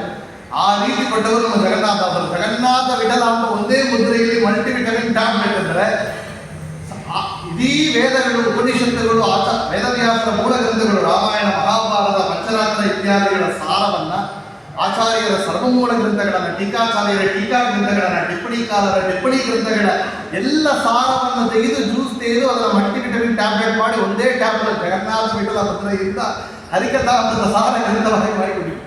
ಅಷ್ಟು ಗ್ರಂಥಗಳನ್ನು ಸಾರವನ್ನು ತೆಗೆದುಕೊಂಡಿದ್ದಾರೆ. ಹರಿ ಸರ್ವೋತ್ತಮತ್ವ, ವಾಯು ಜೀವೋತ್ತಮತ್ವ, ಪಂಚಭೇದ, ತಾರತಮ್ಯ, ಜಗತ್ಸತ್ಯ ಎಲ್ಲ ವಿಷಯಗಳು. ಯಾವ ಏನು ಕೊಳ್ಳಾದ ವಿಷಯಗಳು ಏನು ಕೊಳ್ಳಿಲ್ಲ ಅಂತ ಕೇಳಬೇಕು. ಅಷ್ಟು ವಿಷಯಗಳನ್ನು 32 ಸಂಧಿಗಳಲ್ಲಿ 988 ಎಂಬ ಪದ್ಯಗಳಲ್ಲಿ ಸಂಧಿಯಾಗಿ 32 ಸಂಧಿಯಾಗಿ ಕೊಟ್ಟಿದ್ದಾರೆ. ಎಷ್ಟೋ ಜ್ಞಾನಿಗಳು ಅದಕ್ಕೆ ಫಲಶ್ರುತಿ ಮಾಡಿಕೊಟ್ಟಿದ್ದಾರೆ. ಆದರೆ ವಿಶೇಷವಾಗಿ ಶ್ರೀತ ವಿಠಲದಾಸರ ಫಲಶ್ರುತಿ. ಈ ಶ್ರೀತ ವಿಠಲದಾಸರು ಜಗನ್ನಾಥದಾಸರಿಗೆ ಅಷ್ಟು ಸೇವೆ ಮಾಡ್ತಾ ಇದ್ರು. ಇವರು ಫಲಶ್ರುತಿ ಮಾಡಬೇಕು ಅಂದರೆ ಜಗನ್ನಾಥದಾಸರಿಗೆ ಸೂಚನೆ ಆಗಿತ್ತು. ನೀವು ಬರೀರಿ ಅಂತ ಹೇಳಿದ್ದು ಆಚಾರ್ಯರೇ ಎಲ್ಲ, ಶ್ರೀಪಾದರಾಜರು ಎಲ್ಲ, ದೊಡ್ಡ ಮಹನೀಯರೆಲ್ಲ ಸಂಬಂಧಗಳು. ಫಲಶ್ರುತಿ ಬರ್ಲಿಕ್ಕೆ ಹೊರಟಾಗ ನೀವು ಬರಿಬೇಡಿ ಅಂದರು. ಯಾತಕ್ಕೆ? ಮಧ್ವನಾಮಾವಿಗೆ ನೀವು ಫಲಶ್ರುತಿ ಬರಬೇಕು. ಶ್ರೀಪಾದರಾಜ ಮಧ್ವನಾಮಾವಿಗೆ ನೀವು ಬರೆದ ಹರಿಕಥಾಮೃತಕ್ಕೆ ಆಹಾರಕ್ಕೆ ನೀವು ಬರಿಬೇಡಿ, ನಿಮಗೆ ಒಂದು ಶಿಷ್ಯ ಆಗುತ್ತಾನೆ. ಆ ಶಿಷ್ಯನ ಹುಡುಕಿಕೊಂಡು ಹೋದಾಗ ಇವರಿಗೆ ಶ್ರೀತ ವಿಠಲ ದಾಸರು ಸಿಕ್ಕಿದ್ರು. ನೋಡಿ, ಅವರು ಅನುಷ್ಠಾನವನ್ನು ಬಿಟ್ಟು ಈ ದಾರಿಯಲ್ಲಿ ಇದ್ದವರೇ ಇಲ್ಲ. ಅವರ ಜಗನ್ನಾಥದಾಸರ ಶಿಷ್ಯರಾಗಿ ಆಗಿ ಅವರ ಅನುಗ್ರಹವನ್ನು ಪಡೆದು, ಜ್ಞಾನವನ್ನು ಪಡೆದು, ವಿಶೇಷವಾಗಿ ಅವರಿಗೆ ಮಾಡಿದ ಗುರುಸೇವ ಪುಣ್ಯದಿಂದ ಶ್ರೀತ ವಿಠಲ ದಾಸರು ಫಲಶ್ರುತಿಯನ್ನು ಮಾಡಿಕೊಟ್ಟಿದ್ದಾರೆ. ಅವರಿಗೆ ಸೇವೆಯನ್ನು ಮಾಡ್ತಾ ಇದ್ದಾರೆ. ಒಂದು ಮಹಿಮೆಯನ್ನು ಹೇಳ್ತಾರೆ. ಶ್ರೀತ ವಿಠಲ ದಾಸರು ಯಾತ್ರೆಗೆ ಹೊರಡಬೇಕು ಅಂತ ಹೊರಟಿದ್ರು. ದುರ್ಗಾಯ ಸ್ನಾನಕ್ಕೆ ಹೊರಡಬೇಕು ಅಂತ ಹೊರಟಿದ್ರು. ಪ್ರಾತಃ ಕಾಲದಲ್ಲಿ ಯಾತ್ರೆಗೆ ಹೊರಟಿದ್ದಾರೆ. ತಮ್ಮ ಗುರುವಿನ ಮನೆ ಇರುವಂತಹ ಮಾರ್ಗದಲ್ಲಿ ಹೋಗಿ ಗುರುವಿನ ಮನೆಯನ್ನು ನೋಡಿ ಹೋಗೋಣ. ಬೆಳಿಗ್ಗೆ ಬೇಗ ಹೊರಟಿದ್ದಾರೆ. ಗುರುವಿನ ಎಬ್ಬಿಸಲಿಕ್ಕೆ ಆಗೋದಿಲ್ಲ. ಮನೆಗೆ ಹೋಗಿ ಮನೆಗೆ ನಮಸ್ಕಾರ ಮಾಡಿ ಹೊರಡೋಣ ಅಂತ ಬಂದಿದ್ದರೆ ಅಲ್ಲಿ ಸುಂದರವಾದ ರೂಪದಲ್ಲಿ ಸ್ತ್ರೀಯರು ಮನೆಯನ್ನು ತೊಳೆದು ರಂಗೋಲಿ ಹಾಕಿ ಎಲ್ಲ ಸೇವೆಯನ್ನು ಮಾಡ್ತಾ ಇದ್ರು. ಇವನ್ನೆಲ್ಲ ಯಾರು ನಾವು ನೋಡಿದ್ದೇ ಇಲ್ಲವಲ್ಲ, ಅವರಲ್ಲಿ ಹೋಗಿ ಮಾತಾಡಿಸಿದ್ರು ಶ್ರೀತ ವಿಠಲದಾಸರು. ನೀವೆಲ್ಲ ಯಾರು? ನಮ್ಮ ಗುರುಗಳ ಮನೆಯಲ್ಲಿ ಬಂದು ಇಷ್ಟು ಬೇಗ ಬಂದು ಸೇವೆ ಮಾಡ್ತಾ ಇದ್ರಲ್ಲ, ನೀವು ಯಾರು ಅಂತ ಕೇಳಿದರೆ, ನಾನು ಗಂಗಾ, ಇವಳು ಯಮುನಾ, ಇವಳು ಸರಸ್ವತಿ. ಗಂಗಾ, ಯಮುನಾ, ಸರಸ್ವತಿ ನದಿ ಅಭಿಮಾನಿ ದೇವತೆಗಳು ಭಗವಂತನ ಕೊಂಡಾಡುವ ಜಗನ್ನಾಥದಾಸರ ಮನೆಯಲ್ಲಿ ಸೇವೆ ಮಾಡ್ತಾ ಇದ್ರು ಅಂತ ಹೇಳಿದಾಗ ಶ್ರೀತ ವಿಠಲದಾಸರಿಗೆ ಕಾಣ್ತಿತ್ತು, ಹಡ ಈ ಗುರುವಿನ ಸೇವೆಯನ್ನು ಬಿಟ್ಟು ಗಂಗಾ ಯಾತ್ರೆ ನಾವು ಹೊರಟಿದ್ದೇನಲ್ಲ, ಇಲ್ಲಿಯೇ ಗಂಗಾ ಹೊರಟಿದ್ದಾಳಲ್ಲ ಅಂತ ಹೇಳಿ ಆ ಕ್ಯಾನ್ಸಲ್ ಮಾಡಿಬಿಟ್ಟು ಆಗ ಎಲ್ಲ ಟಿಕೆಟ್ ಕ್ಯಾನ್ಸಲ್ ಮಾಡಿ ಬಂದು ಅಲ್ಲಿ ಜಗನ್ನಾಥದಾಸರ ಮನೆಯೇ ಬಂದಿದ್ದು ತನ್ನ ಸೇವೆಯನ್ನು ಮಾಡಿ ಆ ಸ್ನಾನದ ಪುಣ್ಯವನ್ನು ಪಡೆದರು ಅಂತ ಹೇಳ್ತಾರೆ. ಅಷ್ಟು ವಿಶೇಷ ಮಹಿಮೆ ಶ್ರೀತ ವಿಠಲದಾಸರ ಮಹಿಮೆ ಅವರು ತೋರಿಸಿಕೊಟ್ಟಿದ್ದಾರೆ. ಈ ರೀತಿಯಲ್ಲಿ ರಂಗೋಲಿದಾಸರು ಅಂತ ಪ್ರಸಿದ್ಧಿ ಹೇಳಿದೆ. ರಂಗ ಉಳಿದ ದಾಸರು, ರಂಗನಾಥ ಉಳಿದ ಅವರಿಗೆ ರಂಗೋಲಿದಾಸರು. ಮಾನ್ವಿಯಲ್ಲಿ ಆ ಬೆಟ್ಟದಲ್ಲಿ ಆಗಿರುವಂತಹ ಗುಹೆಯಲ್ಲಿ ಇವರೇ ರಂಗೋಲಿಯಲ್ಲಿಯೇ ಎಲ್ಲ ಭಗವಂತನ ಚಿತ್ರವನ್ನ ವಿಚಿತ್ರವಾಗಿ ಬರೆದಿದ್ದಾರೆ. ಅಷ್ಟು ವಿಶೇಷ ಸನ್ನಿಧಾನವನ್ನು, ಭಗವತ್ ಸಾಕ್ಷಾತ್ಕಾರವನ್ನ ರಂಗೋಲಿ ಹಾಕಿ ಪಡೆದವರು. ನಾವು ಕೇಳಿದ್ದೇವೆ ಹೆಳಬಡಕಟ್ಟ ಗಿರಿಯಮ್ಮ ಅಂತ. ಅವರು 7 ರಂಗೋಲಿ ಹಾಕಿದ್ದಾರೆ. ಆ ರಂಗೋಲಿ ರೂಪದಲ್ಲಿ ಭಗವಂತ ಸಾಕ್ಷಾತ್ತಾಗಿ ಬರ್ತಾ ಇದ್ದಾರೆ. ಸುಮತೀಂದ್ರ ತೀರ್ಥರು ಪೂಜೆಯನ್ನು ಮಾಡಬೇಕು ಅಂದರೆ, ರಾಮದೇವರ ಪೂಜೆಯನ್ನು ಮಾಡಬೇಕು ಅಂದರೆ ಇವರು ಕೃಷ್ಣನ ರಂಗೋಲಿಯನ್ನು ಹಾಕಿದಿರುತ್ತೆ. ಕೃಷ್ಣ ಕೂಸು ರೂಪದಿಂದ ಎತ್ತುಕೊಂಡು ಬಂದಿರುತ್ತೆ. ಅಪ್ಪ, ನೀವು ಮಾಡುವಂತಹ ರಾಮನೇ ಇಲ್ಲಿ ಕೃಷ್ಣನಾಗಿ ನನ್ನಲ್ಲಿ ಇದ್ದಾನೆ ಅಂತ ತೋರಿಸಿರುತ್ತೆ ಎಲ್ಲರಗಂಟ ಗಿರಿಯಮ್ಮ. ಆಗ ಸ್ತ್ರೀಯರು ಮಾಡುವಂತ ಸೇವೆಗೆ ಭಗವಂತ ಫಲ ಕೊಟ್ಟೇ ಕೊಡ್ತಾನೆ ಎಂಬ ಅದಕ್ಕೆ ರಂಗೋಲಿ ಹಾಕಿ ಭಗವಂತ ಸಾಕ್ಷಾತ್ಕಾರ ಪಡೆಯಬಹುದು ಅಂತ ತೋರಿಸಿಬಿಟ್ಟು ಮಾಡಿಕೊಟ್ಟಿದ್ದಾರೆ ರಂಗೋಲಿದಾಸರಾಗಿ.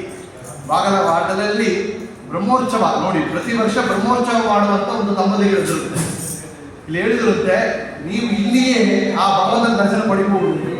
ಕೃಷ್ಣಾಮೃತ ಮಹಾನಾಮವನ್ನು ಪಾರಾಯಣ ಮಾಡ್ತಾ ಆಚಾರ್ಯರು ಕೃಷ್ಣಾಮೃತ ಮಹಾನಾಮವನ್ನು ಪಾರಾಯಣ ಮಾಡಿದರೆ ತಿರುಪತಿ ಬ್ರಹ್ಮೋತ್ಸವದಲ್ಲಿ ಭಗವಂತ ಸಾಕ್ಷಾತ್ ಗರುಡಶೇಷ ವಾಹನನಾಗಿ ರಥದಲ್ಲಿ ಬರುವಂತ ಆ ಒಂದು ದರ್ಶನವನ್ನು ಆ ದಂಪತಿಗಳಿಗೆ ತೋರಿಸಿಕೊಟ್ಟಿರ್ತಾರೆ ಜಗನ್ನಾಥ. ಆದ್ದರಿಂದ ಪ್ರಾರಂಭ ಮಾಡಿ ಪ್ರತಿ ವರ್ಷ ಬಾಗಲವಾಡದಲ್ಲಿ ಕೂಡ ಇವತ್ತು ಚೈತ್ರ ಶುದ್ಧ ದ್ವಾದಶಿ ಅಲ್ಲಿ ಬ್ರಹ್ಮೋತ್ಸವವನ್ನು ಮಾಡ್ತಾರೆ. ಯಾತಕ್ಕೆ ಜಗನ್ನಾಥದಾಸರು ತೋರಿಸಿಕೊಟ್ಟ ಬ್ರಹ್ಮೋತ್ಸವ ಇಲ್ಲಿ ಅಂತ ಹೇಳ್ತಾರೆ.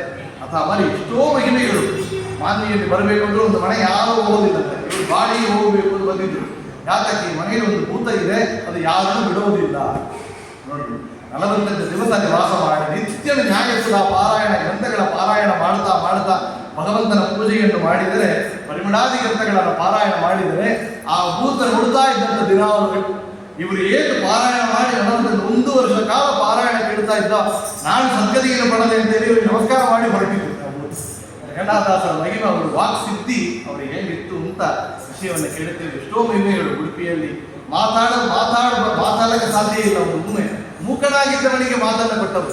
ಹೀಗೆ ಎಷ್ಟೋ ಮಹಿಮೆಗಳನ್ನ ಹೇಳ್ತಾರೆ ಅವರು. ಜಗನ್ನಾಥದಾಸರ ಹರಿಕಥಾಮೃತ ಸಾರದ ಪರಶ್ರುತಿಯೇ ಆಗುತ್ತೆ. ಕುರುಡ ಕಣ್ಗಳ ಬಡವ ಬದಿಗಳು 2 ಕಿವಿಗೆ ಬಡವು ಬೆಳೆಯದ ಮುರುಡ ಮದನ ಆಕೃತಿಯ ತಾಳಗಳನ್ನು ಕೇಳಿದ ಮಾತರದಲ್ಲಿ ಅಂತ.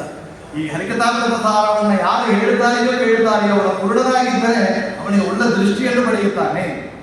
ನೋಡಿ, ಏನು ಸಂತಾನ ಭಾಗ್ಯ ಇಲ್ಲದೆ ಇದ್ದ ಹಾಕಳು ಅದು ಕೂಡ ಕಣ್ಣು ಕರುಗೊಂಡು ಹಾಕುತ್ತಾ ಇವೆ. ಈ ರೀತಿಯಲ್ಲಿ ಏನು ಬೆಳೆಯದೇ ಇರುವಂತ ಒಣಗಿ ಹೋಗಿದ ಒಂದು ಗಿಡ ಅದು ಬೆಳೆಯುತ್ತಾ ಇದೆ. ಹಾಗಂತ ಹೇಳಿ ಹರಿಕಥಾಮೃತ ಸಾರವನ್ನು ಕೇಳಿದರೆ ಹೇಳಿದರೆ ಸತಿಯರಿಗೆ ಪತಿಭಕ್ತಿ ಪತ್ನಿ ವೃತ ಪುರುಷರಿಗೆ ಅಂತ. ನೋಡಿ, ಸತಿಯರಿಗೆ ಪತಿಭಕ್ತಿ ಕೊಡ್ತಾ ಇದ್ದಾರಂತೆ, ಪುರುಷರಿಗೆ ಪತ್ನಿಯರ ಮೇಲೆ ಪ್ರೀತಿಯನ್ನು ಕೊಡ್ತಾ ಇದ್ದಾರೆ. ತುಂಬಾ ಮುಖ್ಯ ಈಗ. ಯಾತಕ್ಕೆ ಅಂದರೆ ಮದಿವಾಗ ಒಂದು ದೊಡ್ಡ ಚಾಲೆಂಜ್ ಆಗಿದೆ. ಅಂದರೆ ಮದಿವಾದವಳು ಆ ಕಾಲದಲ್ಲಿ 60ನೇ ವರ್ಷ ಷಷ್ಠಿಪ್ತ ಪೂರ್ತಿ, ಭೀಮರಥ ಶಾಂತಿ 70ನೇ ವರ್ಷ, 80ನೇ ವರ್ಷ, ಸಹಸ್ರ ಚಂದ್ರ ದರ್ಶನ ಎಲ್ಲ ಒಂದಾಗಿ ಮಾಡ್ತಾ ಇದ್ರು. ಇದು 80 ವರ್ಷ 8 ದಿವಸ ಒಂದಾ ಇದ್ರೆ ತುಂಬಾ ಆಶ್ಚರ್ಯವಾಗಿದೆ. ದೈವಸ್ಥಿಗೆ ತುಂಬಾ ಆಗ್ತಾ ಇದೆ. ಯಾತಕ್ಕೆ ಅನ್ಯೋನ್ಯ ಬಿಟ್ಟೋಗಿದೆ, ಸಮ ಬಾಂಧವ್ಯ ಬಿಟ್ಟೋಗಿದೆ. ಇಲ್ಲಿ ಜಗನ್ನಾಥದಾಸ ಹೇಳ್ತಾರೆ, ಪುರುಷ ಸತಿಯರಿಗೆ ಪತಿಭಕ್ತಿ ಪತ್ನಿ ವೃತ ಪುರುಷರಿಗೆ. 2 ಬಂಧುಗಳೊಳಗೆ ಅನ್ಯೋನ್ಯ ಬರಬೇಕಾಗಿದ್ರೆ ಹರಿಕಥಾಮೃತ ಸಾರ ಹೇಳಿ ಕೇಳಿಸಿ. ಜಗನ್ನಾಥದಾಸನ ಅಷ್ಟು ಮಹಿಮೆಯನ್ನ ಹೇಳುತ್ತಾ ಆ ಫಲಶ್ರುತಿಯನ್ನು ಶ್ರೀಕಬಿಡದ ದಾಸರು ಚೆನ್ನಾಗಿ ಹೇಳಿದ್ದಾರೆ. 100 ಎಷ್ಟೋ ತತ್ವ ಸುವಾಲಿಗಳು, 200ರ ಮೇಲೆ ಕೃತಿಗಳು, ಯುಗಾಬೋಧಗಳು, ಕೀರ್ತನೆಗಳು, ಸುಡಾದಿಗಳು, ಒಂದು ವರದೇಂದ್ರ ತೀರ್ಥರು ಮಾಡಿರುವಂತಹ ಕನ್ನಡ ತತ್ವಸಾರ ಸಂಗ್ರಹಕ್ಕೆ ಫಲಶ್ರುತಿ ಮಾಡಿಕೊಟ್ಟಿದ್ದಾರೆ. ಅಣು ಹರಿಕಥಾಮೃತ ಸಾರ 32 ಸದ್ದಿ ಅಷ್ಟು ದೊಡ್ಡದು ಓದಕ್ಕೆ ಸಾಧ್ಯವಿಲ್ಲ. ಅಣು ಹರಿಕಥಾಮೃತ ಸಾರ ಗೊತ್ತು ದಾಸರಿಗೆ. ಈ ಕಲಿಯುಗದಲ್ಲಿ ಎಲ್ಲ ಮಿಷನ್ ಯುಗ, ಎಲ್ಲ ಮಿನಿಯಾಚರೈಸ್ ವರ್ಷನ್, ನಮಗೆಲ್ಲ ಫಾಸ್ಟ್ ಫುಡ್ ಎಲ್ಲ ಫಾಸ್ಟ್ ಹೋಗಬೇಕು. ನಮಗೆ ಏನೋ ಆ ಕಾಲದ ನೋಡಿ, ಇಡೀ ದೊಡ್ಡ ಮೆಮರಿ ಸ್ಟೋರ್ ಮಾಡಬೇಕು, ದೊಡ್ಡ ಸರ್ವರ್ ಇಟ್ಟಿದ್ದು. ಅದಕ್ಕೆ ಅವರ ಫ್ಲಾಪಿ ಬಂದಿತ್ತು, ಅದಕ್ಕೆ ಅವರ CD ಬಂದಿತ್ತು, ಅವರ ಪೆನ್ ಡ್ರೈವ್ ಬಂದಿತ್ತು. ಈಗ ಸಿಮ್ ಕಾರ್ಡ್ ಇದೆ, ಈಗ ಅದೂ ಇಲ್ಲ. ಡೇಟಾ ಕಾರ್ಡ್ ಇಲ್ಲ, ಕ್ಲೌಡ್ ಇಲ್ಲ, ಆಕಾಶದಲ್ಲಿ ಇದೆ. ಆ ರೀತಿಯಲ್ಲಿ ಆಚಾರ್ಯರು ಮಾಡಿಬಿಟ್ರು. ಈ ಭಾಷ್ಯವನ್ನ ಬ್ರಹ್ಮಸೂತ್ರ ಭಾಷ್ಯನ ಅಣುಭಾಷ್ಯ ಅಂತ 32ನೇ ಶ್ಲೋಕದಲ್ಲಿ ಆಚಾರ್ಯರು ಪರಮರಲ್ಲಿ ಬಂದ ರಾಯರು 24,000 ರಾಮಾಯಣ ಶ್ಲೋಕಗಳು, 100 ಕೋಟಿ ರಾಮಾಯಣ ಶ್ಲೋಕಗಳನ್ನು 11ನೇ ಶ್ಲೋಕ ರಾಮಚಾರಿತ್ರ ಮಂಜರಿ, ಭಾಗವತ ದಶಮಸ್ಕಂದನ ಕೃಷ್ಣ ಚಾರಿತ್ರ ಮಂಜರಿ 30ನೇ ಶ್ಲೋಕಗಳಲ್ಲಿ, ಮಹಾಭಾರತ ತಾತ್ಪರ್ಯ ನಿರ್ಣಯ 5,000 ಶ್ಲೋಕಗಳನ್ನು 32 ಅಧ್ಯಾಯಗಳನ್ನು 32 ಶ್ಲೋಕಗಳಲ್ಲಿ ಮಹಾಭಾರತ ತಾತ್ಪರ್ಯ ನಿರ್ಣಯ ಭಾವಸಂಗ್ರಹ. ರಾಮಾಯಣ ಒಳಗೆ ಗೊತ್ತಿಲ್ಲ ಸ್ವಾಮಿ, ಭಾಗವತ ಓದಕ್ಕೆ ಗೊತ್ತಿಲ್ಲ, ಆಯ್ತು ಗೊತ್ತು, ಇದಾದ ಹೇಳಿ ಹೋಗಪ್ಪ, 15 ನಿಮಿಷ ರಾಮಾಯಣ ಹೇಳಿ ಹೋಗು, ಕೃಷ್ಣ ಚಾರಿತ್ರ ಮಂಜರಿ ಹೇಳಿ ಹೋಗು, ಆಚಾರ್ಯ ಆಯರಿಗೆ ಗೊತ್ತು. ಅದೇ ರೀತಿಯಲ್ಲಿ ಜಗನ್ನಾಥದಾಸರು ಹರಿಕಥಾಮೃತ ಓದಕ್ಕೆ ಸಾಧ್ಯ ಇಲ್ಲ. ಅಣು ಹರಿಕಥಾಮೃತ ಫಲವಿದು ಮಾಡುವುದಕ್ಕೆ ಸಿರಿ ನೆಲೆಯನ ಗುಣಗಳ ತಿಳಿದು ಬದಿಸುವುದೇ ಫಲವಿದು ಬಾರುವುದಕ್ಕೆ ಅಂತ ಸಂಕ್ಷಿಪ್ತವಾಗಿ ಮಾಡಿಕೊಟ್ಟಿದ್ದರು ದಾಸರೇ. ವೈಕುಂಠ ಯಾತ್ರೆ ಮಾನ್ವಿ ಕ್ಷೇತ್ರದಲ್ಲಿ 1731 ಬಾಳುವಾಸರ ಭಾದ್ರಪದ ಮಾಸ ಶುದ್ಧ ನವಮಿ. ಅವರು 81 ವಯಸ್ಸವರಿಗೆ, 81 ವಯಸ್ಸು 1 ತಿಂಗಳು 22 ದಿವಸ ಆಯಿತಂತೆ. ದಾನವಾಗಿ ಕೊಟ್ಟ 40 ವರ್ಷ ಪೂರ್ತಿಯಾಗಿದೆ. ಗೋಪಾಲದಾಸರು ಕೊಟ್ಟ ಆಯುಸ್ಸು.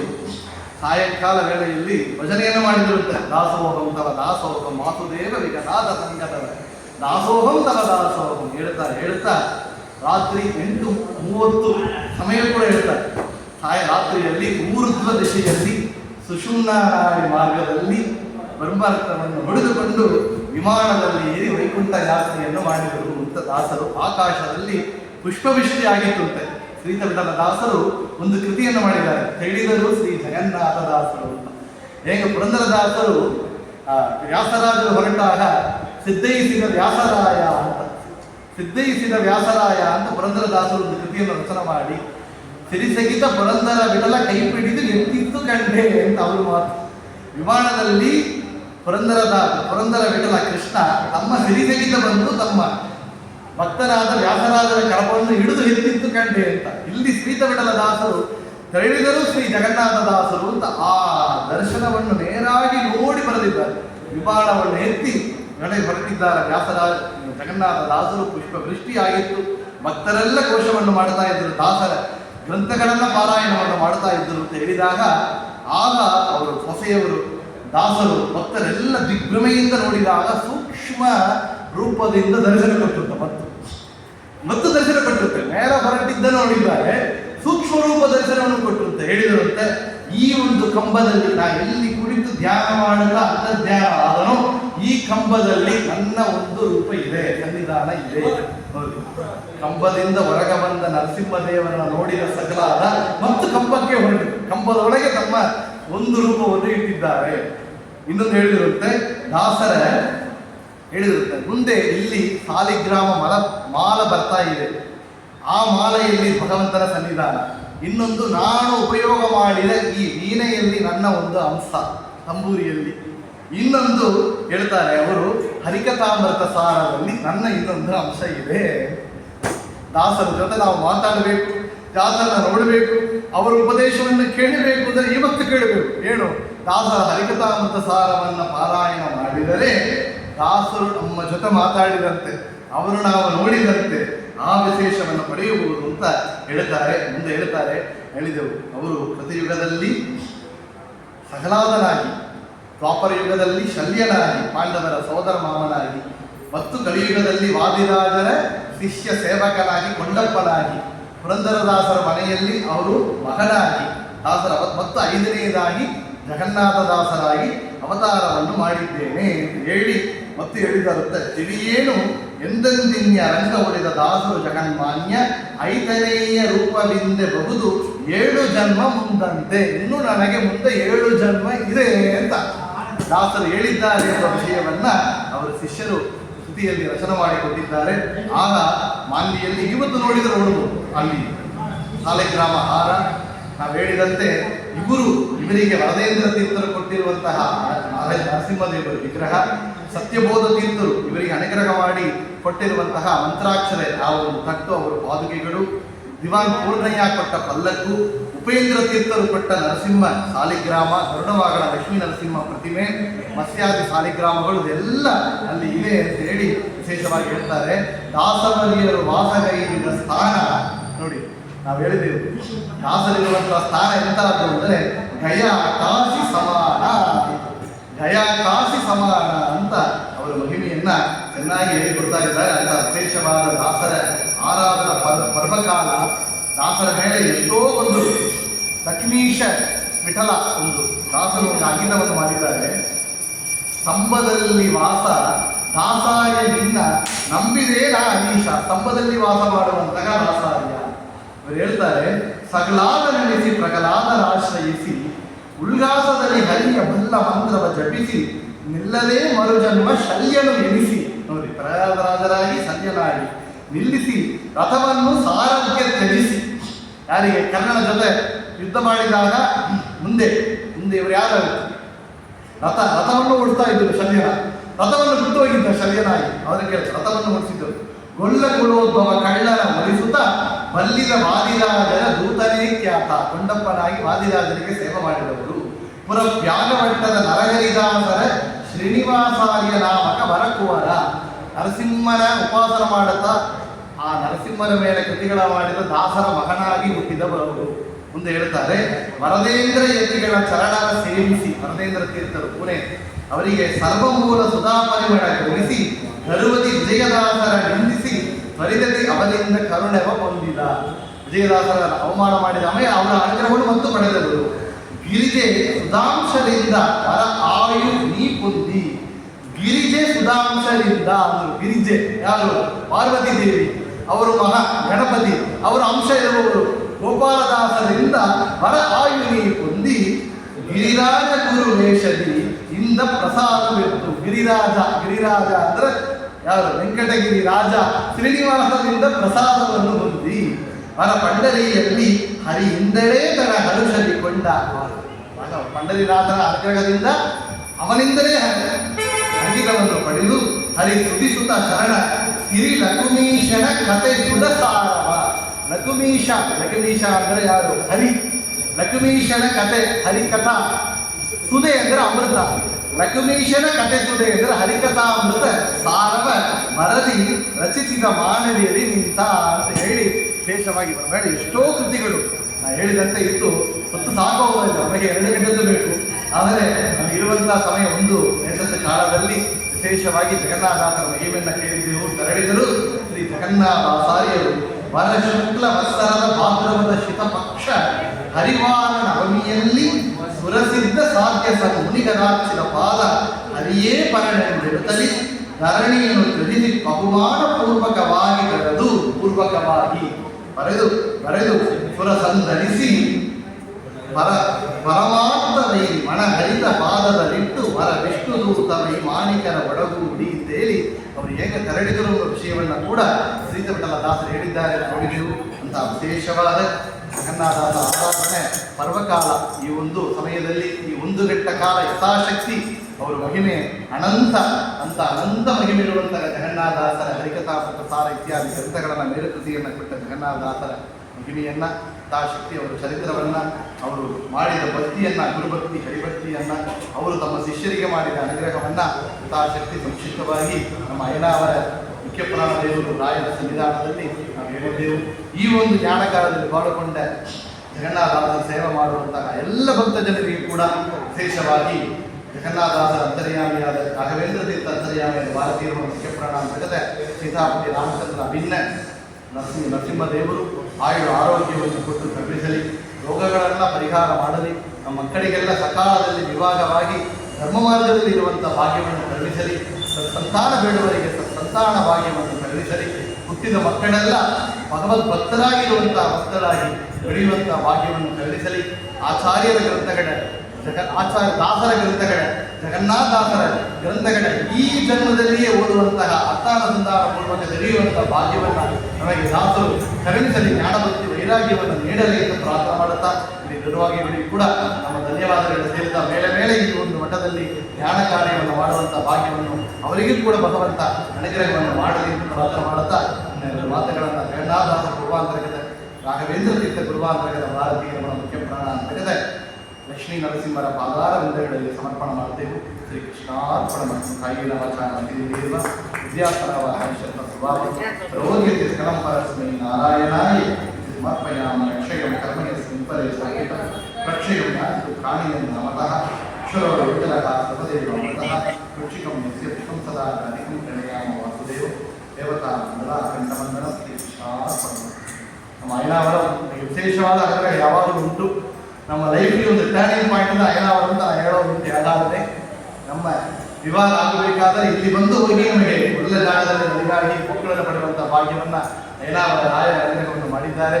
ಹೋದ ವರ್ಷದಲ್ಲಿ ಪುರಂದರದಾಸರ ಆರಾಧನೆಗೆ ಬಂದಿದ್ದೆವು, ಅದಕ್ಕೆ ಮುಂಚೆ ವಿಜಯದಾಸರ ಆರಾಧನೆಗೆ ಬಂದಿದ್ದೆವು. ಈ ವರ್ಷ ದಾಸರು ಇಬ್ಬರು ಕೂಡ ನಮಗೆ ಜಗನ್ನಾಥದಾಸರ ಆರಾಧನೆಗೆ ಬರುವಂಥ ಭಾಗ್ಯವನ್ನು ಕರುಣಿಸಿದ್ರು ಅಂತ ನೋಡಿದ್ದೇವೆ. ಯಾಕೆಂದರೆ ಪೊಳ್ಳಾಚಿಯಲ್ಲಿ ಜಗನ್ನಾಥದಾಸರ ಆರಾಧನೆ ಬರಬೇಕು ಅಂತ ಕರೆದು ನಾವು ಹೋದ ವಾರವೇ ತಿರುಪತಿ ಶ್ರೀನಿವಾಸನ ಅಲ್ಲಿ ಶ್ರೀನಿವಾಸ ಕಲ್ಯಾಣ ಮದುವೆ ಮಾಡಬೇಕು ಅಂತ ಹೇಳಿದಾಗ 2 ದಿನ ಇದ್ದು ಬಂದೆ. ಮತ್ತು ಪೊಳ್ಳಾಚಿಗೆ ಬರ್ಲಿಕ್ಕೆ ಆಗೋದಿಲ್ಲ ಅಂತ ಹೇಳಿ ನಾನು ಬರಲಿಲ್ಲ ಅಂತ ಹೇಳಿಬಿಟ್ಟೆ. ಆದರೆ ಜಗನ್ನಾಥದಾಸರು ಕರುಣಾಳು ನೀವು ಪೊಳ್ಳಾಚಿ ಬಾರದೆ ಇದ್ದರೆ ಸರಿ, ನಮ್ಮೂರಿನಲ್ಲಿ ಅಯ್ಯನಾವರದಲ್ಲಿ ವಿಶೇಷ ಸನ್ನಿಧಾನ ಭಕ್ತಜನರು ಕೊಡ್ತಾರೆ, ಅಲ್ಲಿ ಬಂದು ಇದ್ದ ನಮ್ಮ ಗುರುರಾವ ಮುಖದಿಂದ ಹೇಳಿ ಕರುಣಿಸಿ ನಮಗೆ ಇಲ್ಲಿ ಬರ್ಲಿಕ್ಕೆ ಬಿದ್ದಾರೆ. ಜಗನ್ನಾಥದಾಸರ ಅನುಗ್ರಹ ಅವರು ಮೂಲ ನಮಗೆ ರಾಯರು ಜಗನ್ನಾಥದಾಸರು ಮಾಡಿದ್ದಾರೆ ಅಂತ ನಾನು ಕಾಣುತ್ತೆ. ಅಂತ ವಿಶೇಷವಾದ ಪರ್ವಕಾಲದಲ್ಲಿ ನಾವು ಇವತ್ತು ಎಲ್ಲ ಸೇರಿದ್ದೇವೆ ಅಂದರೆ ಆ ಜಗನ್ನಾಥದಾಸರ ಅನುಗ್ರಹ ನಮಗೆಲ್ಲರಿಗೂ ಇದೆ ಅಂತ ಸಾಕ್ಷಿ ಇದು. ನಾವು ಎಲ್ಲಿಯೋ ಹೋಗಿರ್ಬೋದು, ಬರ್ಲಕ್ಕೆಲ್ಲೋ ಹೋಗ್ಬೋದು, ಏನೋ ಒಂದು ಕಾರ್ಯ ಬಂದಿರ್ಬೋದು, ಆಫೀಸ್ ವರ್ಕ್ ಮನೆಯಲ್ಲಿ ಏನೋ ಒಂದು ನಮಗೆ ಕೆಲಸ ಕಾರ್ಯ ಬರ್ತಾ ಇದೆ. ಆದರೆ ಇವತ್ತು ಇಲ್ಲಿ ಕುಳಿತು ಜಗನ್ನಾಥಾಸರ ಮಹಿಮೆ ಕೇಳಿ ಹೇಳಿ ಅವರ ಮಹಿಮೆಯನ್ನು ಹೊರಡುತ್ತಾ ಅವರ ಪ್ರಸಾದವನ್ನು ಸ್ವೀಕಾರ ಮಾಡುವ ಭಾಗ್ಯ ಆಗಿದೆ ಎಂದರೆ ನಮ್ಮ ಹಿರಿಯರು ಧಾರಾವರ ಕಾಡು ಹನುಮಂತರಾಯ ಸ್ವಾಮಿ ಅನುಗ್ರಹ, ನಮ್ಮ ದೊಡ್ಡವರು ತಾತಂದರು ಅವರೆಲ್ಲ ಮಾಡಿದ ಪುಣ್ಯ ಇವತ್ತು ನಮಗೆ ಕೂಡ ಅಂತ ಭಾಗ್ಯವನ್ನು ಕಲಿಸಿದ್ದಾರೆ ಅಂತ ಹೇಳಿ ಅವರ ನೆನಪು ನಾವು ರಾಘವೇಂದ್ರ ಅವರ ಗುರುಗಳಾಗಿತ್ತು ನಮಗೆ ಪಾಠವನ್ನು ಹೇಳಿದವರು ಅವರ ಸ್ಮರಣೆಯನ್ನ ಮಾಡುತ್ತಾ ಕೂಡ ಅವರವರನ್ನು ಕೂಡ ಸ್ಮರಿಸಿ ಈ ಒಂದು ಮಂಗಳವನ್ನು ಮಾಡ್ತಾ ಇದ್ದೇವೆ. ಶ್ರೀ ಕೃಷ್ಣಾರ್ಪಣ.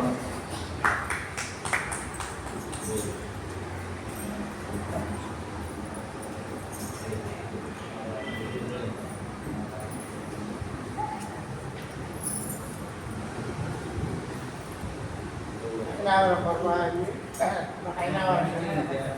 ರಾಘವೇಂದ್ರ ಸ್ವಾಮಿ ದೇವಾಲಯದ ಪರವಾಗಿ